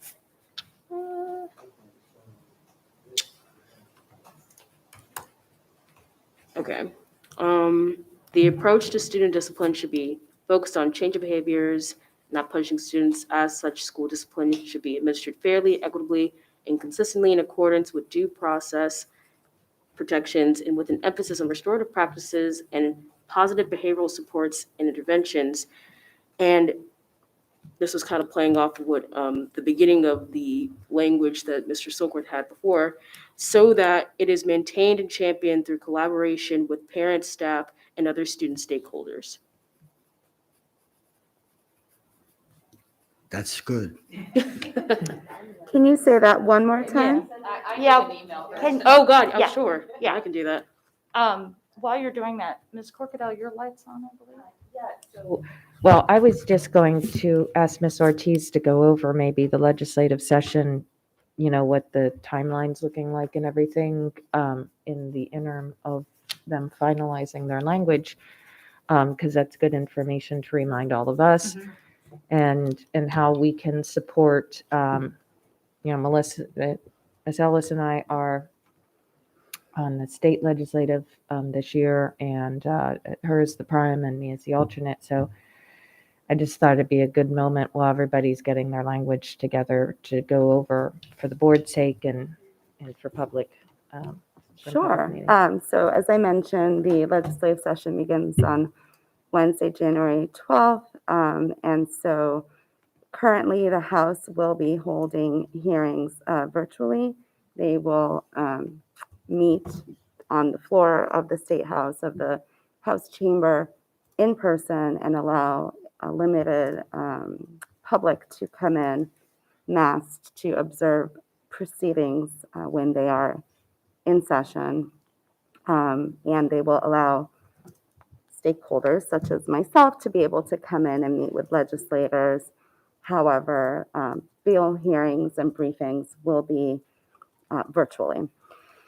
will be held virtually. The Senate, on the other hand, They have not come out with their procedures for the legislative session. My understanding, however, is that they are hoping to return a little bit more as normal and have more interaction with the public, which my colleagues and I are like, oh, that's going to be fun times. If you have to testify in person in the Senate, then find a little corner of the Senate building or the House building, put some earphones on and, headphones and have to testify in the House. So we shall see how that works. Luckily, I don't necessarily testify very often.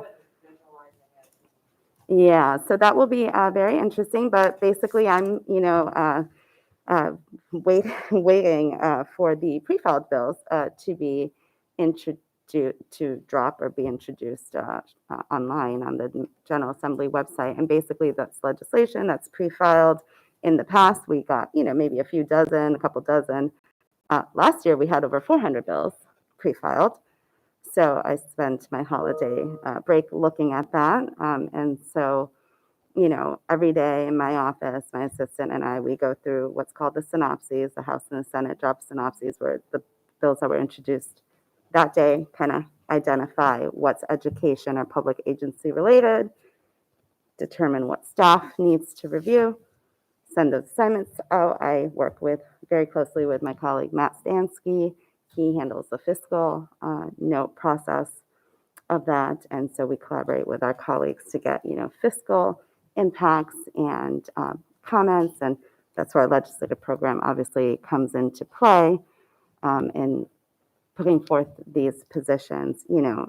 It's rare that you have a new bill during the session. It's normally reintroduced legislation or legislation that's very similar to something we've seen before. So, we probably won't see too much that is new. Blueprint is still a hot topic, even though the legislature has been clear that they're not interested in making any revisions, technical or otherwise, this year. The Accountability Implementation Board, I think, would like to have other ideas because they have lots of questions thus far in the meetings that they have held. But I'm not expecting any sort of bills to pass related to Blueprint. Doesn't mean that there won't be some introduced. Funding, of course, facility is always a big issue. I think virtual learning, there was legislation last year that we initially just submitted letter of information, but then became sort of this monstrous bill, and it didn't go anywhere. There's been a work group kind of working on that because the state would like to have some more concrete law around virtual learning. So I definitely look forward to seeing something this year. And so, it's organized chaos, as I like to say. My 3 months of winter go by extremely quickly, and lots of nights on the couch reading bills and writing testimony. I anticipate it will be the same. It will be really interesting with the hybrid approach of the Senate being more in person and the House being virtual. The one sort of disadvantage when they were virtual last year were like 11 o'clock meeting subcommittees on a Thursday night where I was like in my PJs. I'm like, oh my God, I have to put clothes on and look decent for subcommittee meetings or Saturday morning subcommittee meetings. I will say that our voice is very important in Annapolis. I've literally had my testimony read on the floor of the House to either support or kill a bill, or to propose amendments. So legislators do read what we provide to them. And my goal is always to have that testimony on the day of the bill hearing so they have it in their folders before them. And so, sometimes we get criticism from the public when we oppose legislation. We're really like the only school system that is there, like submitting testimony regularly. I submit testimony on over 100 bills each session. We have a couple other school systems that are not quite as active, but somewhat active. And then most of the school systems really just rely on MABE and PZAM to advocate on their behalf. So I'm super involved, super active, have great relationships with the Senate President and the Speaker of the House, and, committee leadership and staff. I'm a former DLSer, Department of Legislative Services. That's where I got my start as an attorney drafting legislation. So that's always really helpful to be able to have, to be able to talk to folks. So if we have concerns, I'm confident that, I'm able to speak to the right people decision makers to ensure that they hear our concerns or our supports for legislation and budget. So it will be interesting. And lots of change, right? We have a fairly new speaker, Senate President. One of our committee chairmen just got appointed treasurer. So new treasurer. We have an election year. So after this election, we will have a new governor, a new lieutenant governor, fairly new Speaker of the House, Senate President, a new treasurer, and a new comptroller because the comptroller is running for governor. So it's going to be a wild one.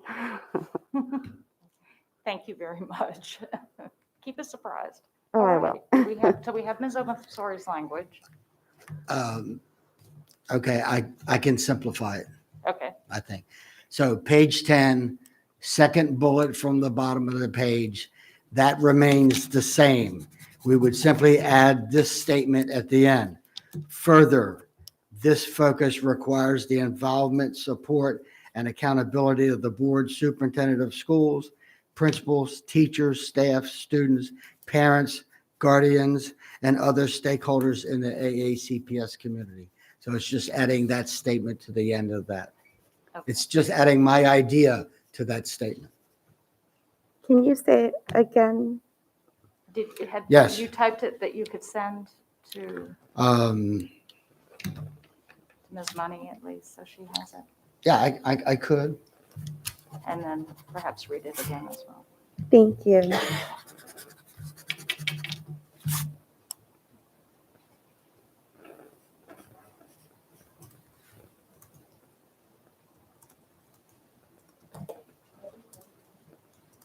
Yeah, well, I want to make sure everybody can have it in front of them before they vote on it, so.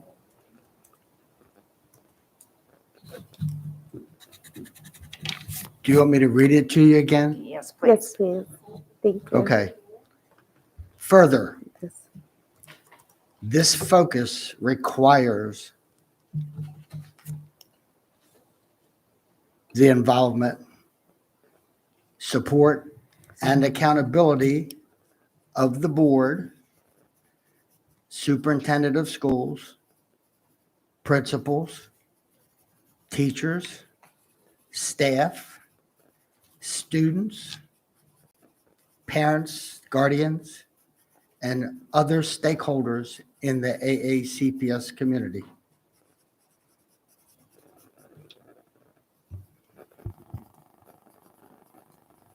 Second.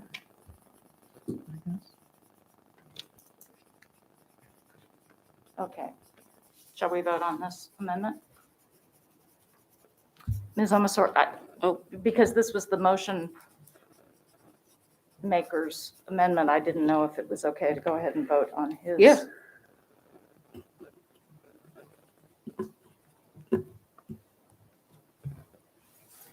Miss Ellis, Aye. Ms. Shawheim, Aye. Ms. Dent, Aye. Mr. Silkworth, Aye. Ms. Frank, Aye. Ms. Corkadell, Aye. Ms. Amasori, Aye. Dr. Tobin. Aye. Motion passes 8-0. Okay. We go back to voting for the. I'm sorry? We go back to voting for the. Yeah, now we vote on the whole. Sorry. Ms. Corkadell.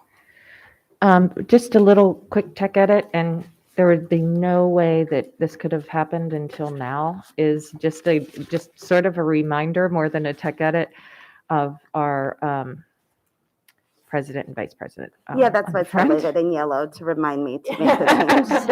I thought as much, Yes. but I just wanted, because we're going to be adopting it, so I felt the need to Oh, yes. create yeah. the tech edit before we go into vote, not that you weren't not going Yep, to do that. But I think for ourselves to be more technical on that. And the other thing I'm just going to advise my colleagues is that I do plan on possibly bringing some amendments to this, to the table and during our January briefing, but I want to do a little bit more research and kind of see where things are going with a little bit more detail in general before such time. But Nothing major, but I just wanted to make you guys aware that there was a couple things that I want to see where they're going to go a little bit with the session before we consider modifying our position. And some of it has to do with information and some of the topics that we discussed already. But that was it. Thank you. So do I have a motion on the, did we? We We have did, a we motion did. and a second? Yes, we did. Okay, sorry. Okay then, I think we're ready to vote. Miss Ellis, Nay. Miss Shawheim, Aye. Miss Dent, Aye. Mr. Silkworth, Aye. Miss Frank, Nay. Miss Corkadell, Aye. Miss Amasori, Aye. Dr. Tobin. Aye. Motion passes 6-2. Okay, thank you. So now we move to policy revisions, third reading. 7.04 non-discrimination code AC, code AC. Ms. Ortiz. Yes, so before you on third reading is policy AC, non-discrimination. I do have sorry, Dr. Arlago, it's been so crazy, I should have sent this to you. Two very slight technical edits, just for clarification. That was as a result of questions that were raised by public comment and some board members. So after discussing with Mr. Burns and Ms. Sneed, which I will allow to introduce herself. Good evening. For the record, Lisa Sneed, Senior Staff Counsel, Human Resources. And again, for the record, Jeanette Ortiz, Legislative and Policy Counsel. So there was conversation about the language subject to reasonable forecast of disruption and how that's applicable to nooses, swastikas, and Confederate flags. We've discussed how nooses, swastikas, and Confederate flag already meet that constitutional threshold. And so my recommendation to ensure there is no confusion for administrators or anybody else would be to just move that language. So it would read, symbols of hate may include a new swastika, Confederate flag, and subject to a reasonable forecast of disruption, any symbol used or identified by a known hate group designed to promote the messaging of the hate group. That just helps to clarify because that threshold is already met legally, constitutionally. Like I said, this was discussed with Mr. Burns and Ms. Sneed, and so that just helps to clarify that language. The second technical edit I would recommend to Ms. Frank's questions about hate groups, it's defined by the FBI. They have a hate crime data collection guideline and training manual. To add that to the legal references of the policy, which is what we do, and that sort of leads, we as staff know like that those are the legal references and what we're looking at and what we're following, but that allows the public to have that information, and it's defined by the Department of Justice, FBI, to add that to the legal references to ensure that there's no confusion there as to what the definition is. Okay, thank you. Ms. Schallheim, your light went on? Yeah, I want to, I don't know, I need a motion for a tech edit, but I want to encourage adoption of the tech edits as recommended by Ms. Ortiz. Ms. Frank? Yeah, included in the edit, instead of the term known hate group, could we say identified hate group or something a little firmer in the language? Or known hate group as identified? Identified is, I think, means for us is what we're trying to say. So similar. Yeah, it's what we're contemplating. Right. All right, much appreciated on the follow-up. Thank you. Thank you. I see no other lights on this. So, I second. okay. Oh, do we have, You have a Do we motion? have oh, Dr. Lotto's recommendation? I'm sorry. Sorry, I messed up the order of things. My apologies. Dr. Arlato. No worries. Madam President, members of the board, I recommend approval of policy AC, subject to final correction for style and format. So moved. Second. Miss Ellis, Aye. Miss Schallheim, Aye. Miss Dent, Aye. Mr. Silkworth. Aye. Ms. Frank. Aye. Ms. Corkadell. Aye. Ms. Amasori. Aye. Dr. Tobin. Aye. Motion passes 8-0. Thank you. Item 7.05, violence and vandalism, code KG. Dr. Arlotta. Thank you, Madam President. Members of the board, I recommend approval of policy KG, subject to final correction for style. So moved. Ms. Ortiz. Any comments? I don't have anything else to add. Thank you. Okay, I see no lights. Miss Ellis. Aye. Ms. Schalheim. Aye. Ms. Dent. Aye. Mr. Silkworth. Aye.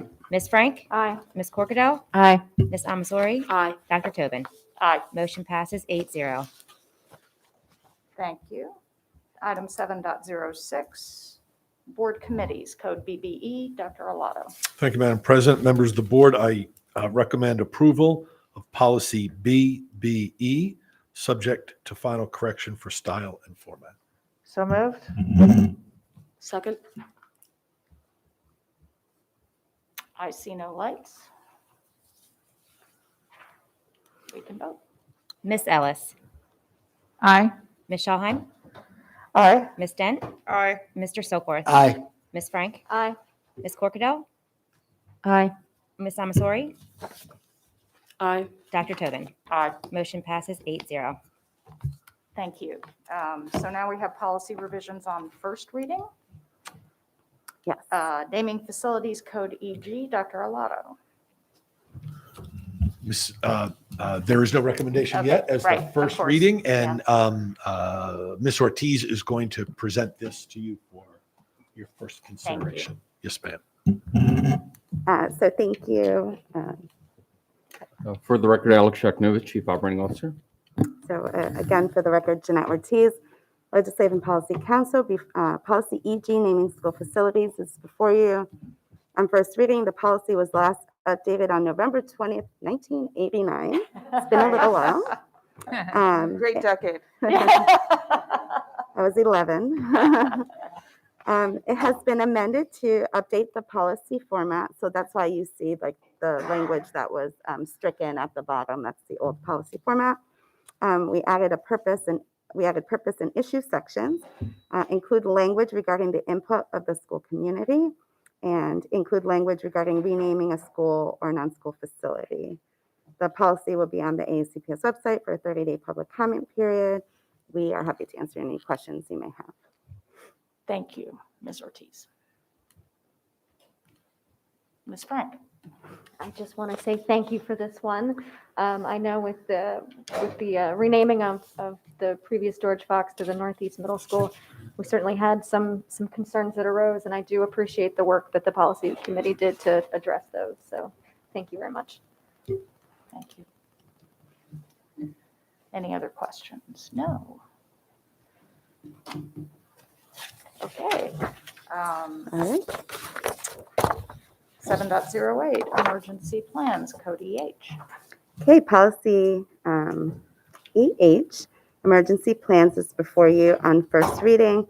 This policy was last updated on June 6, 2018. It has been amended to include a reference to pandemics, include language clarifying that AACPS practices align with the appropriate local, state, and federal practices, as well as stylistic revisions. This policy will be on the AACPS website for a 30-day public comment period, and we're happy to answer any questions you may have. Thank you. I see no lights. Okay, thank you. Item 7.09, redistricting and attendance areas, code JAA. And lastly, policy JAA, redistricting and attendance areas, is before you on first reading. This policy was last updated on March 2nd, 2016. It has been amended to update the issue section, include language regarding the selection of members of the redistricting advisory committee, include language regarding the board's review timeline, include language regarding a system-wide review of attendance areas, as well as stylistic revisions. This policy will also be on the website for a 30-day public comment period, and we're happy to answer any questions you may have. Thank you. Ms. Ellis? First of all, I am so happy to see this finally before the board. I greatly appreciate all the work that went into this. I mean, this is really this is a couple of years endeavor. I greatly appreciate the input of the CAC. Now, I do recall requesting when we were in policy committee that the CAC's analysis be included with documentation. I can't remember now at this point if board members received that report. Okay. So I believe board office shared that report I when it thought they came out a did. little while ago. Yeah. That's I couldn't recall because Yeah. I receive it, under, With the policy, policy committee right. and possibly I as thought it president. was So I shared, didn't know what members had access to. Yeah. So upon first reading, I am not offering any amendments. And I'm not even implying that I intend to, but that it's very important for members to read that report carefully as they reflect upon this policy, because they make a very strong case for the use of a third consultant in most redistricting cases, because, and I don't mean this negatively because it's not negative, but the members of a redistricting committee are biased. And they're biased, and that's why because they are bringing their perspective, and that's why they're there. They serve a very, very important purpose. But at the end of the day, we do want a sort of more neutral process that is able to look at this holistically. And I'm not going to go too deep into it today, but I do ask my colleagues to please read that report carefully as you reflect on this policy. And certainly after the 30-day public comment, we can look at it all Revisit. together and decide if there's any amendments needed. Good point, Ms. Ellis. Ms. Money, would you mind resharing that with all the board so everybody has the CAC report on the redistricting policy? Madam President, Yes. may I get a copy of that also? Of course, yes. Thank you. Yeah. And obviously Ms. Ortiz and Mr. Sheknovich have seen it. And so, okay, thank you. Any other questions on this? Ms. Corkadell? Yeah, I just had a question, and maybe it's because I'm not reading it in its whole. Page 2 of 3, section C. I don't know if this may even be a tech thing or how I'm reading it, because sometimes, we have like lists. It can get a little awkward, but section, it's 4. I guess it's section 5. I'm sorry, because I was. C5. Yeah, C5. The board review shall be as follows. Subsection B, it says, shall be as follows. The board may take any or all of the following actions: accept the superintendent's recommendation, modify it, or propose its own recommendation. Normally, I just say this because normally a board would not propose to itself. It would come from an individual member. So I was just a little confused on it's more technical because it says it's referring to board action, not an individual. It mentions the individual members ahead of time. I'm just wondering if I'm misreading it, or maybe a little tech edit on that. If you want to. I do know that in past practice, Mrs. Corkadell, there have been board members that through the process of debate have come up with their own redistricting options to be considered by the board. And I think that's what this is getting at, that you Correct. certainly don't have to, that we have had board members in the past come up with their own plans that they then map out and submit to the board for consideration. Correct, which is why I was asking if that language is where it should be, because this is the board may take the action. So the board would not recommend to itself to review itself because it would be coming from a member, is what I'm saying. So if I could attempt to help, having been a Yeah, I mean, I just may person be many years, so misreading it. I don't want to be a pain. No, but very, very important. Because I agree with what he's saying and I support that, Right. but I didn't read it that way. So it is, as Dr. Arlotto alluded, any board member is able to put forth their own. Correct. But a single board member putting forth their own, absent concurrence by a majority of the board, would not actually go forward into that public briefing, public hearing, public voting. So you're right. The origination comes from a board member, but it takes an affirmative vote of 5. So it then becomes the board's proposal to go Okay, forward. so so this is in success. So we're not skipping it, but that's not necessary language. That's how I was just driving at. I mean, we'll still look at it talk to about see it if and there's check with any- Mr. Burns just to make super sure, but I mean, I just want to make sure the intent of it was clear. We'll make sure that really is articulated. to I found everybody the that's intent to affected. be clear. I was just making sure that it's not, that, you know what I mean? Like, so, no, thank We you all for wanna the be sure. clarification. Yeah, I just want Yeah. to make sure, because I read it that way, and that was one of the areas that we identified as a possible weakness because of how ours get proffered. Okay. Thank you. Ms. Ellis? And just a little technical thing to point out, if I remember correctly, Ms. Ortiz, because when you read the section that Ms. Corcadell was just referring to, the 1, 2, and 3, I would have read it as and or, but I believe you said in legal terms, Yeah, so we don't and use means and or. or means and so I worked with Mr. Burns because I think it had or before, but we were concerned that people would really see that as limiting. Right. But the way it was drafted, so Mr. Burns provided that technical change of the board may take any or all of the following actions, just to make sure we're encompassing, so that, folks are clear that it encompasses all 3. Right, of so it could be those. one of these things, 2 or 3. Yeah, or it could be, Right. right. It could be. You have Mhm. the option. Yep. Mhm, yes. Okay, thank you. Any other questions on this? I'll just take a moment of personal privilege to say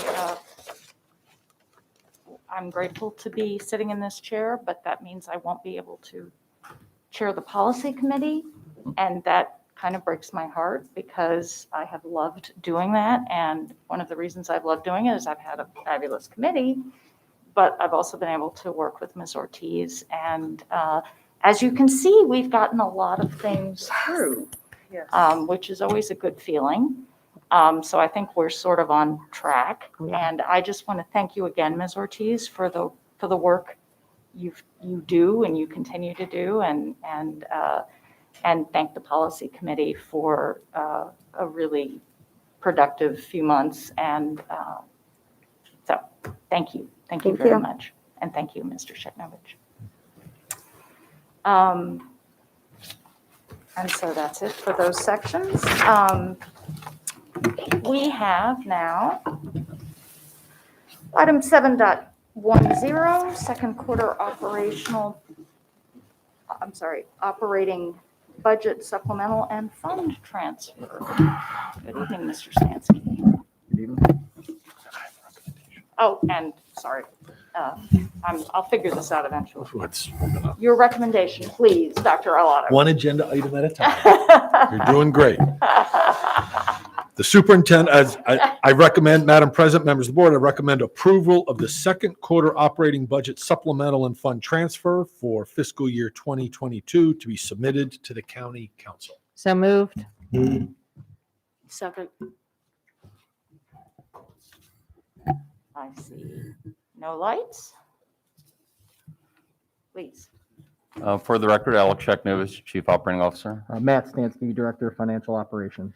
And as Dr. Lotto indicated, we customarily come before the board at this time each and every year to bring forward recommendations in terms of the board approving an action that will ultimately allow us to go to the county government to seek appropriation monies or appropriation authority for monies or revenues that we've received following the original adoption of the budget, but that were not previously anticipated at the time of that adoption. So this is a technical adjustment that we make in the second quarter, and then customarily you'll see us again in the fourth quarter. To just very briefly review the exhibit, I think the front page almost says it all of the attachment. This is a request for appropriation authority of approximately $61.8 million of federal monies and almost $76 million of state money. There's no adjustment to local revenue, county revenue. There's no adjustment to the food services fund, the self-insurances fund, or our fund balance. So this is strictly all federal and state money. And to be more specific, not a single dollar penny of it is general or unrestricted funding. It is 100% in the restricted category. And the details of that, there is 2 pages with the title of grant funding that will show you on a disaggregated basis the funding source for those documents. Again, it does not impact any of the categories. And with the board's permission and indulgence, we will notify the county and work with the county executive's office, his budget department, the county auditor, and ultimately the legislative branch to have an ordinance passed at the county government to recognize this new revenue. And with that, we will take any questions you might have. Thank you. Ms. Schallman. Yes, thank you for this. I really appreciate it as always. My question isn't, it's specific to this process, but not specific to this particular transfer. So we asked for a transfer not terribly long ago that then became a bill of the county executive that was then subsequently axed in favor of something else.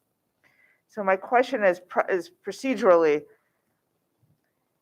can any of these other things suffer a similar fate? Because that was never resolved, at least in my head, where we ask for something and then it's not taken up, or it was able to be killed before it was taken up by the county government. So certainly. So let me try here. So to begin with, the bill you're referencing was technically withdrawn. Okay. So it was recommended by the administrative branch to the legislative branch, but ultimately it was withdrawn, and the sponsor of the chair of the council agreed to allow it to be withdrawn, and that's a technical action that they can avail themselves of.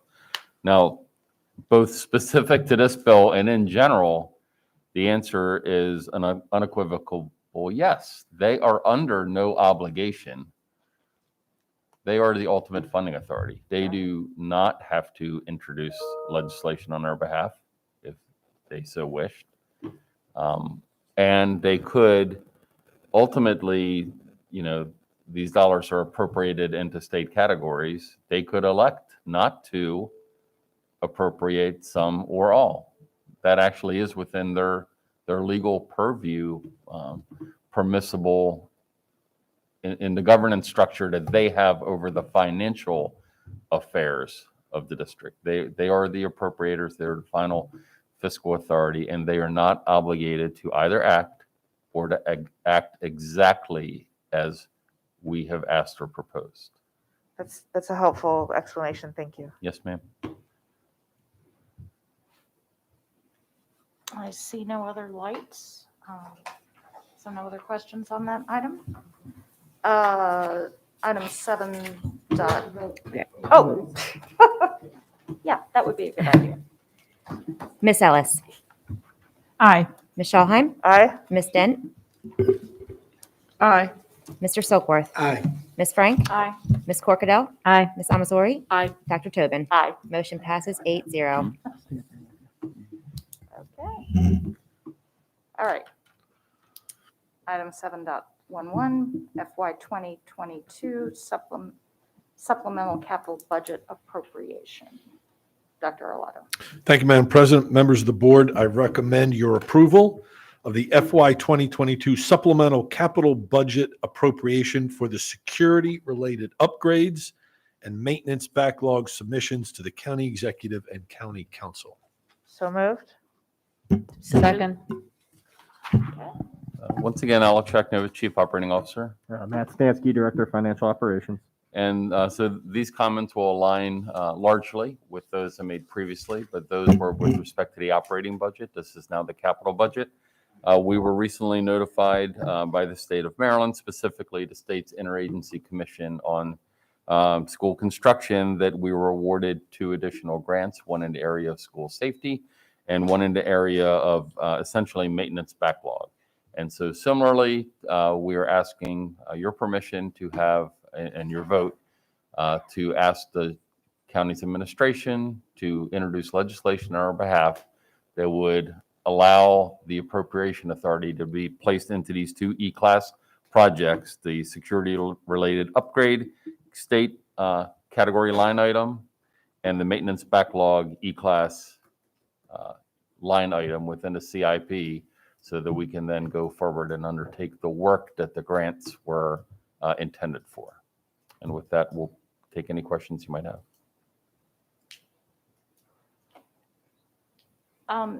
Just quickly, Mr. Shaknovich, can you remind us, what are the implications of this in terms of raw numbers for the security upgrades? How many vestibules did we think we were doing, and how many can we do now? So essentially, this will allow us to pursue construction on 7 more security vestibules. Okay. There is a small local match. It's about $87,000 of local monies are going to be applied to the $782,000 from the state. So in total, their package is going to be $869,000, and that will allow us to do construction at 7 schools in terms of security vestibules. And that's 7 additional to what we thought we were going to be able to do for the year? Correct. originally? Yes, ma'am. Okay. Correct. So annually, we receive some funding from the county. That's effective July 1. And as soon as we get that funding, we move out on those projects. And then, unfortunately, there's a little bit of a time lag. So we compete. We put in for state monies. We feel our chances are generally pretty good. We can make a pretty good case. So we sort of tee things up. And then once we do get that state approval, we'll take that to the board, then to the county council. And as soon as they give us the okay, we'll launch those 7 projects. Got it. And honestly, by that time, we're already getting ready for next July's round of county-funded projects. So it is a little bit of a Endless, flywheel yes. effect. Yes, ma'am. But we're very excited. We would love to do these 7 projects at these schools. Yes, that's great news. Okay, thank you very much. I see no other questions on this, so we'll take a vote. Miss Ellis, Aye. Ms. Schallheim, Aye. Ms. Dent, Aye. Mr. Silkworth, Aye. Ms. Frank, Aye. Ms. Corkadell, Aye. Ms. Amazori, Aye. Dr. Tobin. Aye. Motion passes 8-0. Thank you. And finally, we have a review item 8.01, monthly financial status report. Dr. Arlotto. Thank you, Madam President. Members of the board, you have the information in front of you, and we're glad to answer questions that you might have.